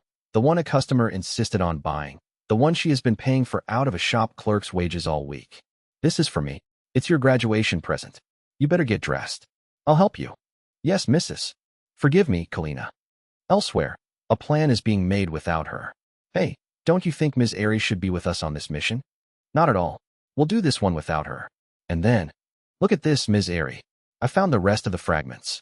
Check out Celsia now. You are the bravest man in the world, Junpei. Please, marry me right this minute. However, you must let me continue my film career, okay? But of course, I think the idiot is breaking down. No, not breaking down. He was defective from the start. He's suffering withdrawal symptoms from being away from Ms. Airi. I guess that makes him an Airi-holic, right? Ms. Airi. Shut up. You're going to get us caught. Is that your Prince Charming over there, Kalina? Yes. Then, let's go. The prince is completely surrounded already. You must dance with me. I must insist. I don't know. I would be more than happy to dance with all of you. Or am I not good enough for you? No, that's not it at all. Good luck, Kalina. And after a week of practicing until her feet bled, she walks out onto the floor. I'll do it. And then her legs stop working entirely. Oh no, my legs. They don't want to move. The crowd closes over the prince again while she stands there. Please, dance with me, prince. No, dance with me. I had this dress made especially for you, dear prince. She can't even get near him. I had this dress made especially for you, dear prince. I'm begging you to dance with me. I came all this way to dance with you, prince. Oh, prince. Prince. She never gets a single word in edgeways, and the music just keeps going on without her. Then the doors come off. We apologize for the interruption. For reasons we cannot explain, those who hunt elves have decided to crash your little party. Intruders. We must protect the prince. Grab them. Mike now. The tank comes through the wall, and the entire ballroom empties in about 4 seconds. Bring us your elves. Bring them all. Please, let me through. Are you one of them? How about you? Sorry about this. I really do apologize. Stop it. I will not allow you to harass these innocent women. You want a piece of me, pretty boy? Watch out. The prince takes the hit and goes down into the rubble. Are you okay? Yes, are you? Yes, I feel great. Meanwhile, Junpei has grabbed someone. I found one. No, Junpei. Forgive me for doing this. Ah hell, no spell fragments. What the hell is your problem, you maniac? Well, damn, all this trouble for nothing. Oh, hi, Ms. Airi. She hits him. Ms. Airi? Kalina. And the prince is looking at the girl in the dress. You're the one who called me a maniac, aren't you? I haven't stopped thinking about you ever since that day. I didn't recognize you at first, not while you were wearing that fancy dress. Am I to arrogantly assume that you came here tonight to dance with me? Music. And the ruined ballroom clears a space around the two of them. And as for our intruders, you made a big mess, but at least you created some excitement. Outside, nobody can get a straight answer out of her. What were you doing at the ball, Ms. Airi? Were you hunting for elves too? Did you have any adventures? Don't hold out on us. Tell us. No adventures. Just a little girl who wanted all of her dreams to come true. Just like me when I was her age. An elf jumps them on the road. Stop right there. Are you one of the elf hunters? What's it to you? You humiliated my sister in public. Behold my bloody revenge. It lasts about 2 seconds. You need a better attack and stronger clothing. Geez, we sure have come under a lot of vengeful attacks lately. It's no longer safe for me to walk the streets alone after dark. But who can blame my people for taking our mission so personally? This will all be over once we can return to Japan. Bring me another elf. Come out, you long-eared freaks. I can handle you. Enjoy it while you can, someone says, from a long way off. Then the road starts sprouting billboards, one after another, all of them aimed squarely at them. Welcome to Elf Country. Just 2 more miles. All you can strip Elf Club. This one is still in her teens. Stop by now and receive a very special present. What the hell is this? What's so funny? Don't you think it's obvious that someone put these up just for us? It could be the work of someone with a vendetta against us. A trap. Fine with me. Let the elves provoke me. I'll return the favor. I'll provoke their clothes right off. So this is your work. You're the elf that wants to trap us. Wait, please. We meet at last. those who hunt elves. An elven warrior with 2 swords? She is standing there in full plate armor with a blade fused to each hand. So this is the trap? I knew there was a stupid elf looking for trouble around here. Looks like we found her. I don't know why you're after us, but it doesn't matter. Junpei special heel kick. You must listen to me. Please strip me naked. It happened 3 years ago. An evil monster rose from the sea. It attacked my hometown during its horrible march of destruction.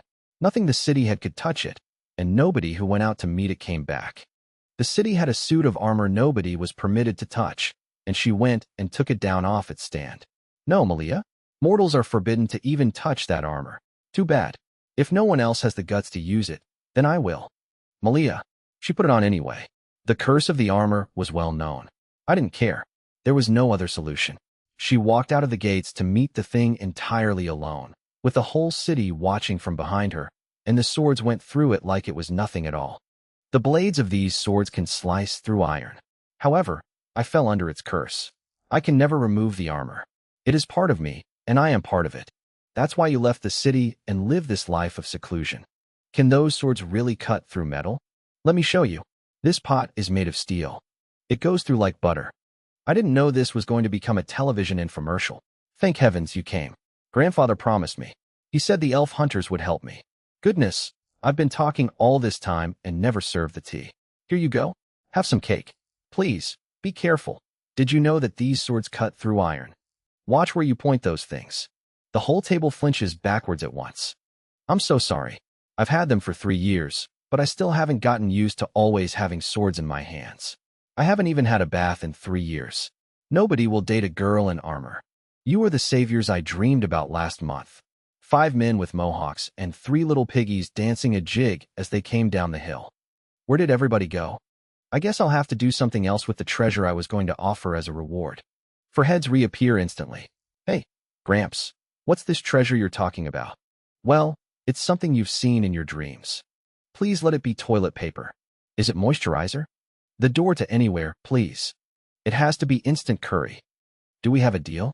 Leave it to us, Grandpa. We'll have her out of that in no time. Oh, thank you.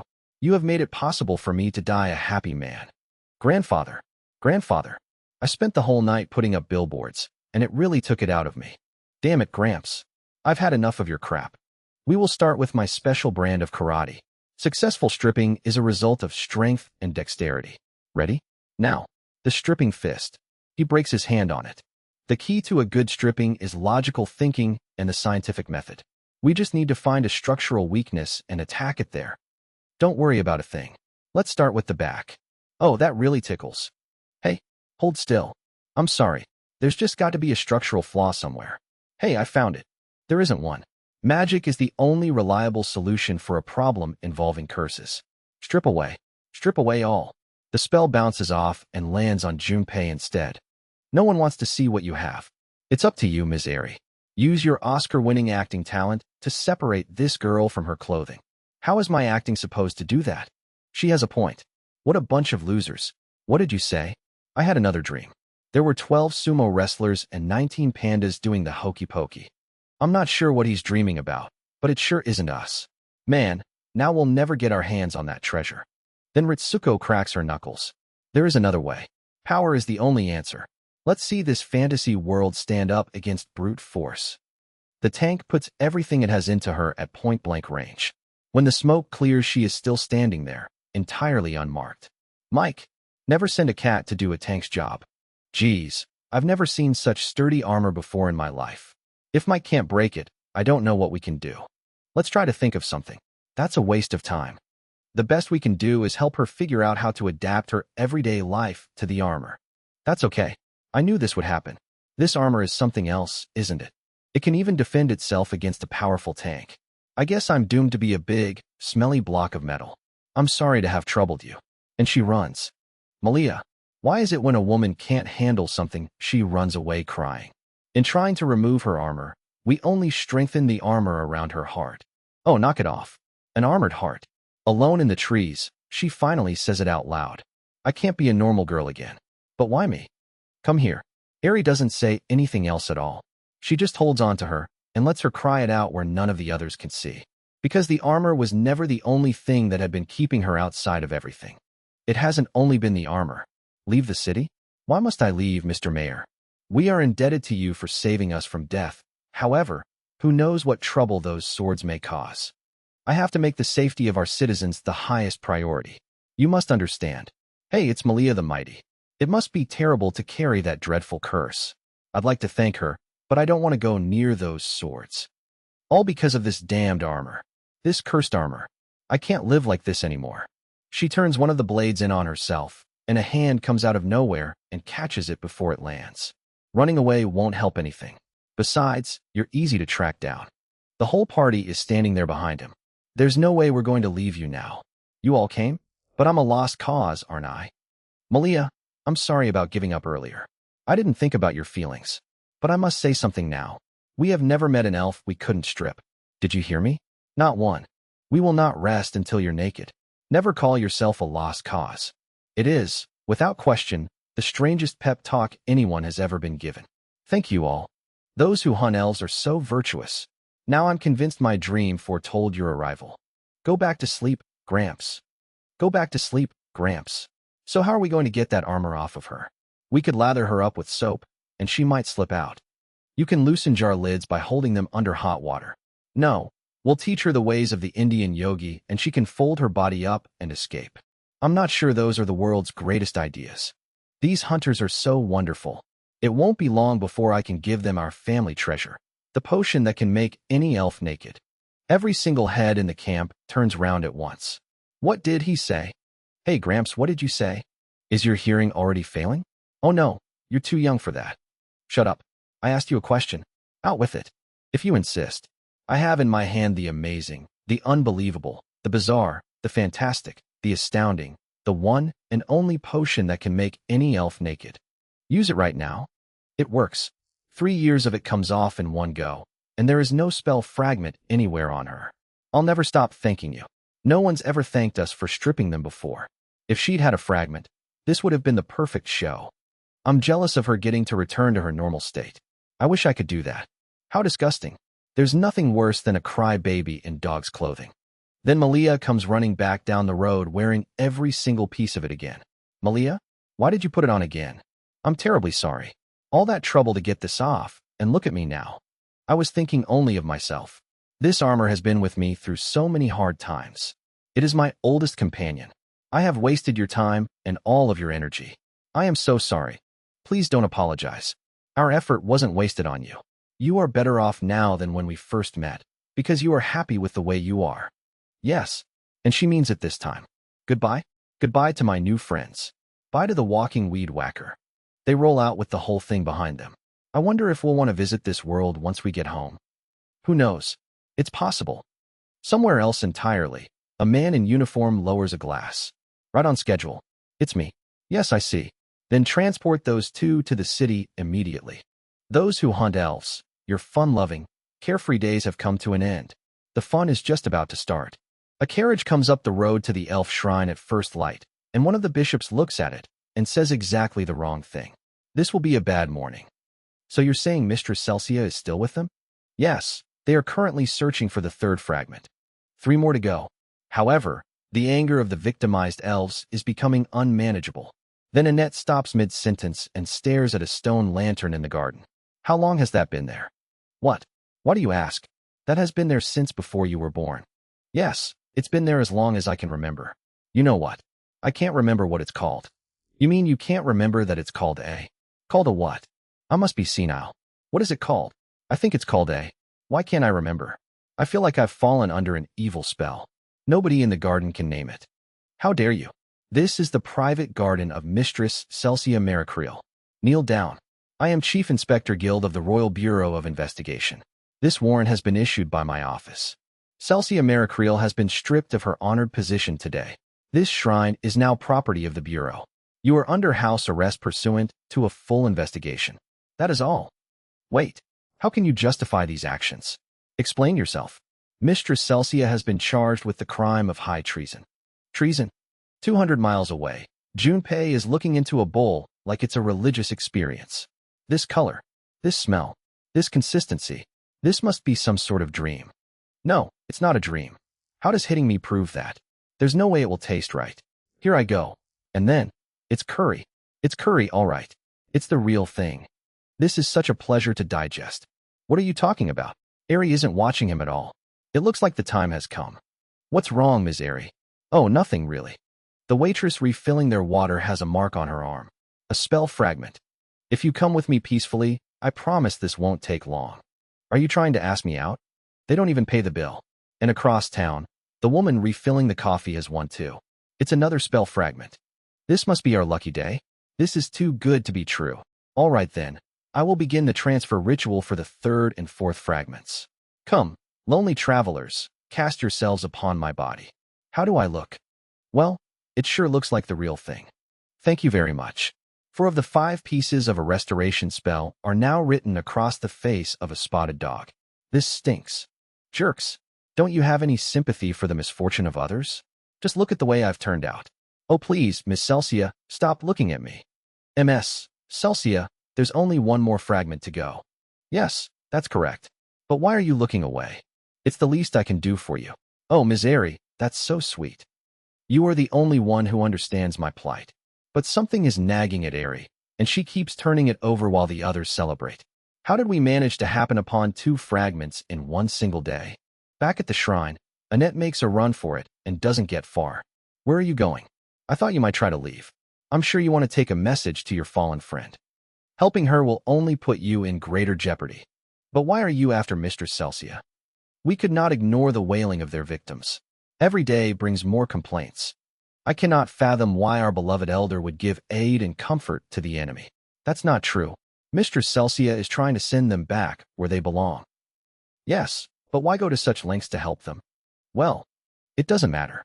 Celsia Maricreel is drawing ever closer to our trap, and she has already worked it out. Something is bothering me. Weren't those fragments a little too easy to find? Where did they go?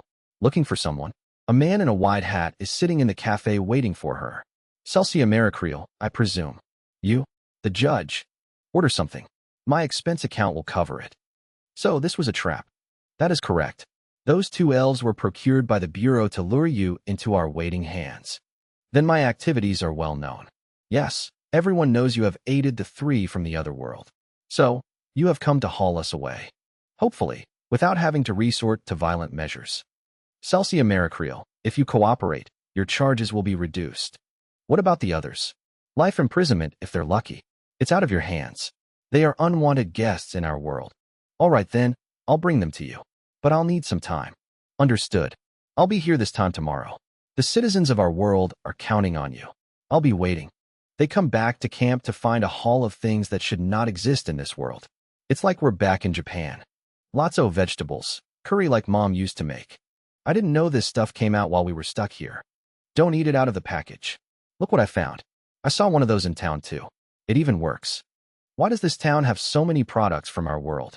And it doesn't just look like the stuff from back home. It even tastes like it too. We've never had such luck. Oh yeah? I even found fuel for Mike. Gasoline fruits. Not even. You mean barrels of gasoline? Maybe all of this washed ashore after Annette used that dopey incantation on us. Celsia isn't listening to any of it. Life imprisonment if they're lucky. I can't do this. Hey, Miss Celsia, say cheese. Don't. That thing will steal my soul. You don't even know what it is, do you? No. I thought I knew what it was. Calm down. It's just a camera. Even a dog would know what a camera is. Wow. This is amazing. Photography doesn't exist in your world, does it? I sure wish you had taken this when I was in my natural state. Really? To us, this is your natural state. Your world sure is full of interesting things. They are just the achievements of science. Can I keep this? Sure. We should save the rest for when we get all the fragments together. Just one more to go?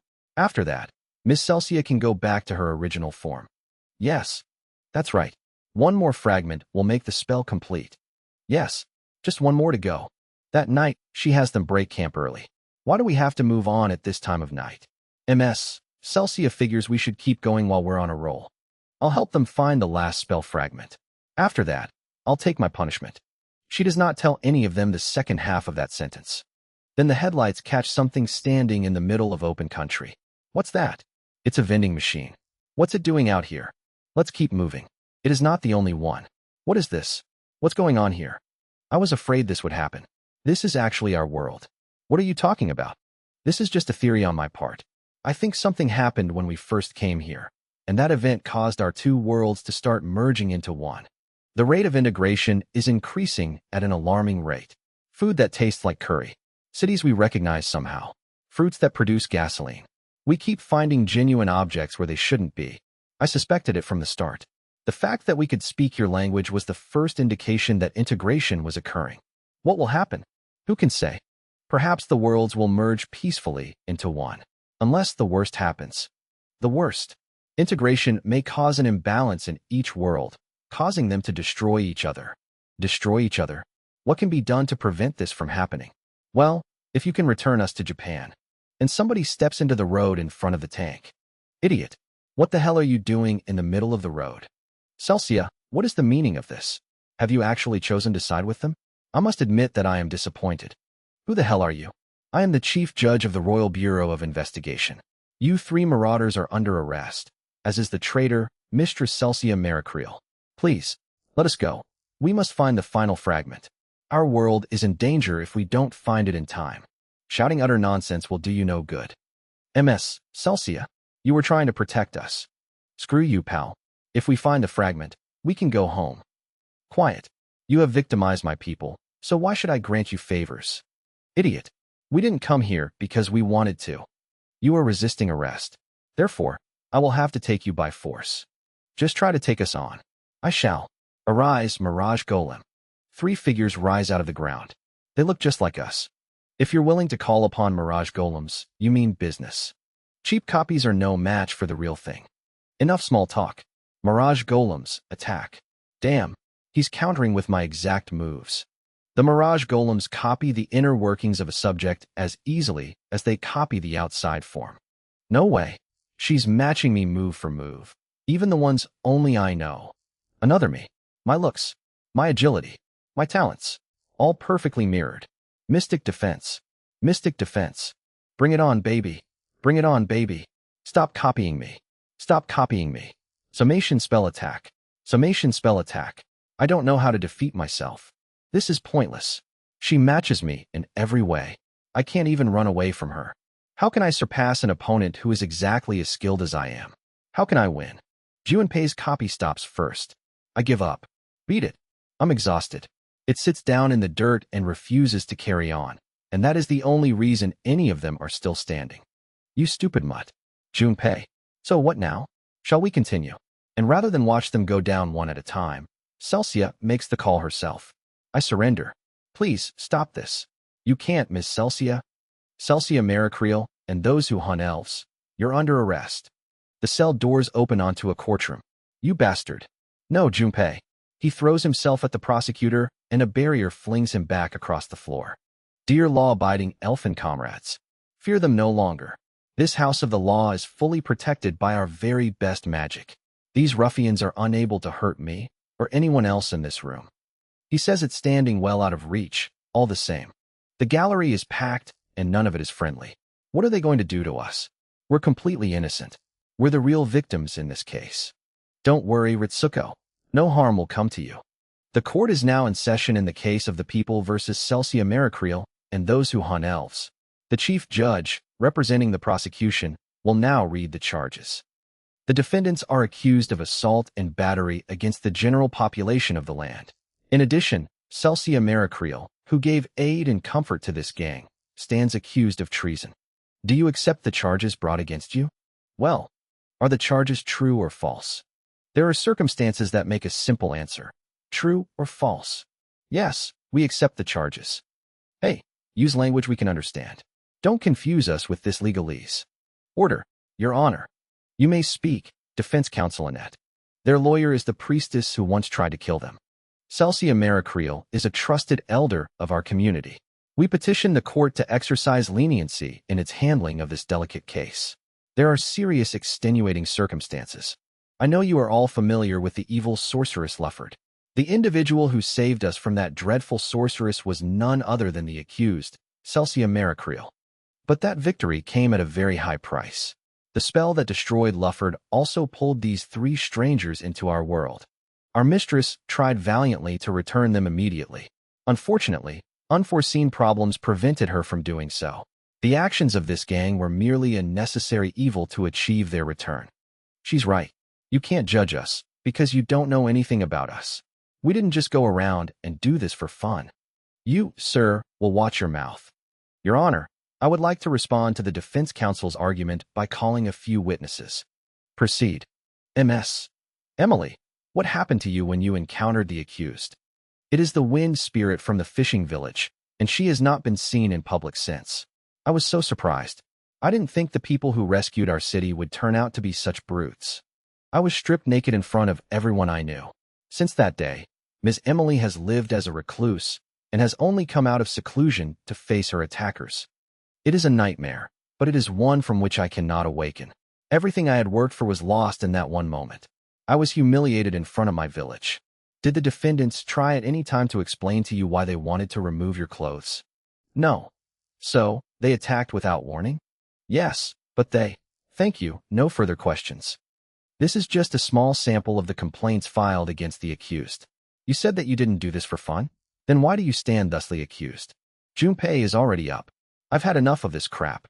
If there is a polite way to strip an elf, I'd love to know what it is. Do you know of a way? Of course not. I'll bet it's been ages since you got a woman out of her clothes. You dried up old fart. Watch your mouth, sir. Oh, shut up, you old hag. Old hag. Old hag. Your Honor, I move that the court immediately sentence this unmannered brute to enforced eternal hibernation. Here, here. Shorten the trial. Just execute them. Come on. Let's see if you can do it. Stop it, Junpei. It only makes you look worse. Airi has seen exactly what happened. He purposely baited Junpei. Very clever. Execute them. Execute them. Oh, shut up. Order in the court. The whole gallery is howling for it now. And then the smallest person in the room stands up. Where's the crime? Where's the crime in wanting to return to our homes in Japan? I know we've caused a lot of trouble for your people, but we only did what we had to so we could go home. Would the defense counsel like to call for a recess? No, Your Honor. Counsel would like to introduce character witnesses for the accused. I'll allow it. The doors open on a woman in full armor. Malia, hello again. Please explain to the court your relationship to Mistress Celsia and the visitors from the other world. Okay, I am another one of the elves that this lovely group stripped. It was the greatest day of my life. They saved me. I used this armor and these swords to defeat a monster that was going to destroy my city. However, this same armor and these swords made me too dangerous to live with others. I went to live in the mountains, away from all elven contact. I was so lonely. Then these wonderful people came along and took the armor off of me. Objection. Isn't it true that the accused stripped you to attain their own selfish goals? Oh, not at all. I could have easily fought them off, but they chose to help me anyway. Damn, that withered little creep is craftier than I expected. I would like to ask a question of the previous witnesses. I know you were humiliated, and that must have made you very angry. But isn't it also true that their actions saved your cities, or relieved a terrible problem facing you? Didn't something constructive come out of the situation?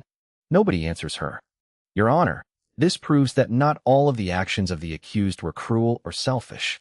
Many elves owe their lives to these 4 individuals. The defense rests. Your Honor, there are many instances where victims will begin to show sympathy for their attackers. This is nothing more than a bond forged in a shared, traumatic experience. It does not reduce the severity of the crime that creates that trauma. The complaints of the 3,006 other elves cannot be ignored. The court stands in recess. In the corridor, the judge makes her a private offer. Celsia Maricreel, if you cooperate, your charges will be reduced. The Bureau has negotiated with the Royal House of Lords. This scandal should result in the removal of your status as elder. You will be found guilty, but will be pardoned. After a year of probation, your rank will be restored. This is the best we can do without causing all common elves to lose faith in our justice system. I'm counting on you, Celsia. I must. Hear now the verdict of the court. If either side has something to say, this is the time to do so. Your Honor, I have a request of the court. Mistress Celsia. Your Honor, this entire case is the result of my own stupidity and incompetence. I am willing to accept any penalty for my actions that you wish. But I beg you to allow these 3 to return to their own world. Ridiculous. Ms. Celsia. They only require 1 more spell fragment in order to return home. Your Honor, this request has no pertinence to the case at all. Please, let them go. Please, let them go home. Celsia, do you have any idea how ridiculous you are? If you persist in this manner, you will risk having your honored title permanently removed. So be it. What is this? Your honor, I know these people. I know their strengths, their kindnesses, and their many faults. I know them better than anyone in this courtroom. I was their comrade, and I traveled with them through many adventures. Please, I beg of you, spare my friends. She has just thrown away everything she spent her life earning. Then Airi asks to speak. Your world is currently in danger. Preposterous. Your honor, what she's saying is utter nonsense. It is only a distraction from the case at hand. It is not nonsense. May I ask you a question, your honor? What is that? She points at the wall. That's a. What is it? How foolish. Why, that's a. How long has that been there? It is hanging on the courtroom wall in plain sight, and not one single elf in the room can put a name to it. A dove? What the hell? Well, I know what it is. It's a cuckoo clock, and we use it to tell the time in my world. Then what's it doing here? Is this some cunning trick of yours? It's no trick of mine. Let me ask you this.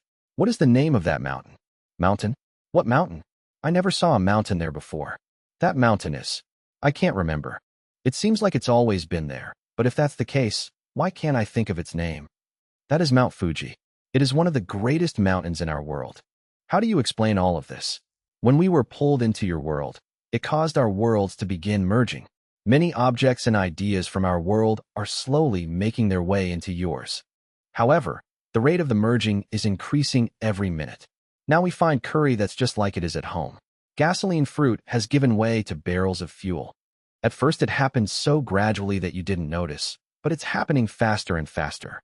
If this continues, our two worlds will merge into one, unless the worst case takes place. What's the worst case scenario? It may cause both of our worlds to implode. Merge? Oh no. Implode. A very interesting theory. How do you intend to prove it? I can't prove it until we return to our world. By the way, how long have elves held courtroom trials like ours? Oh my goodness. She's right. We're merging. Order. Order. Order. Order. I have made my decision. Hear now the verdict. The crimes committed by Celsia Maricreel and her friends are inhumane and beyond all reason. I find them guilty, and I sentence the elf hunters to be removed from our world. Guilty is charged, and sentenced to precisely the thing they have spent 12 episodes trying to achieve. Hot damn. Righteousness wins out. So they find the fifth fragment. The spell goes back together, and Celsia finally begins the ritual to send them home, until Junpei ruins the whole thing by yelling that it only works if she takes her clothes off. 12 episodes, 3,000 stripped elves, and they end up exactly where they started. Celsia, you did it to us again. Their extended vacation, it turns out, is not over yet.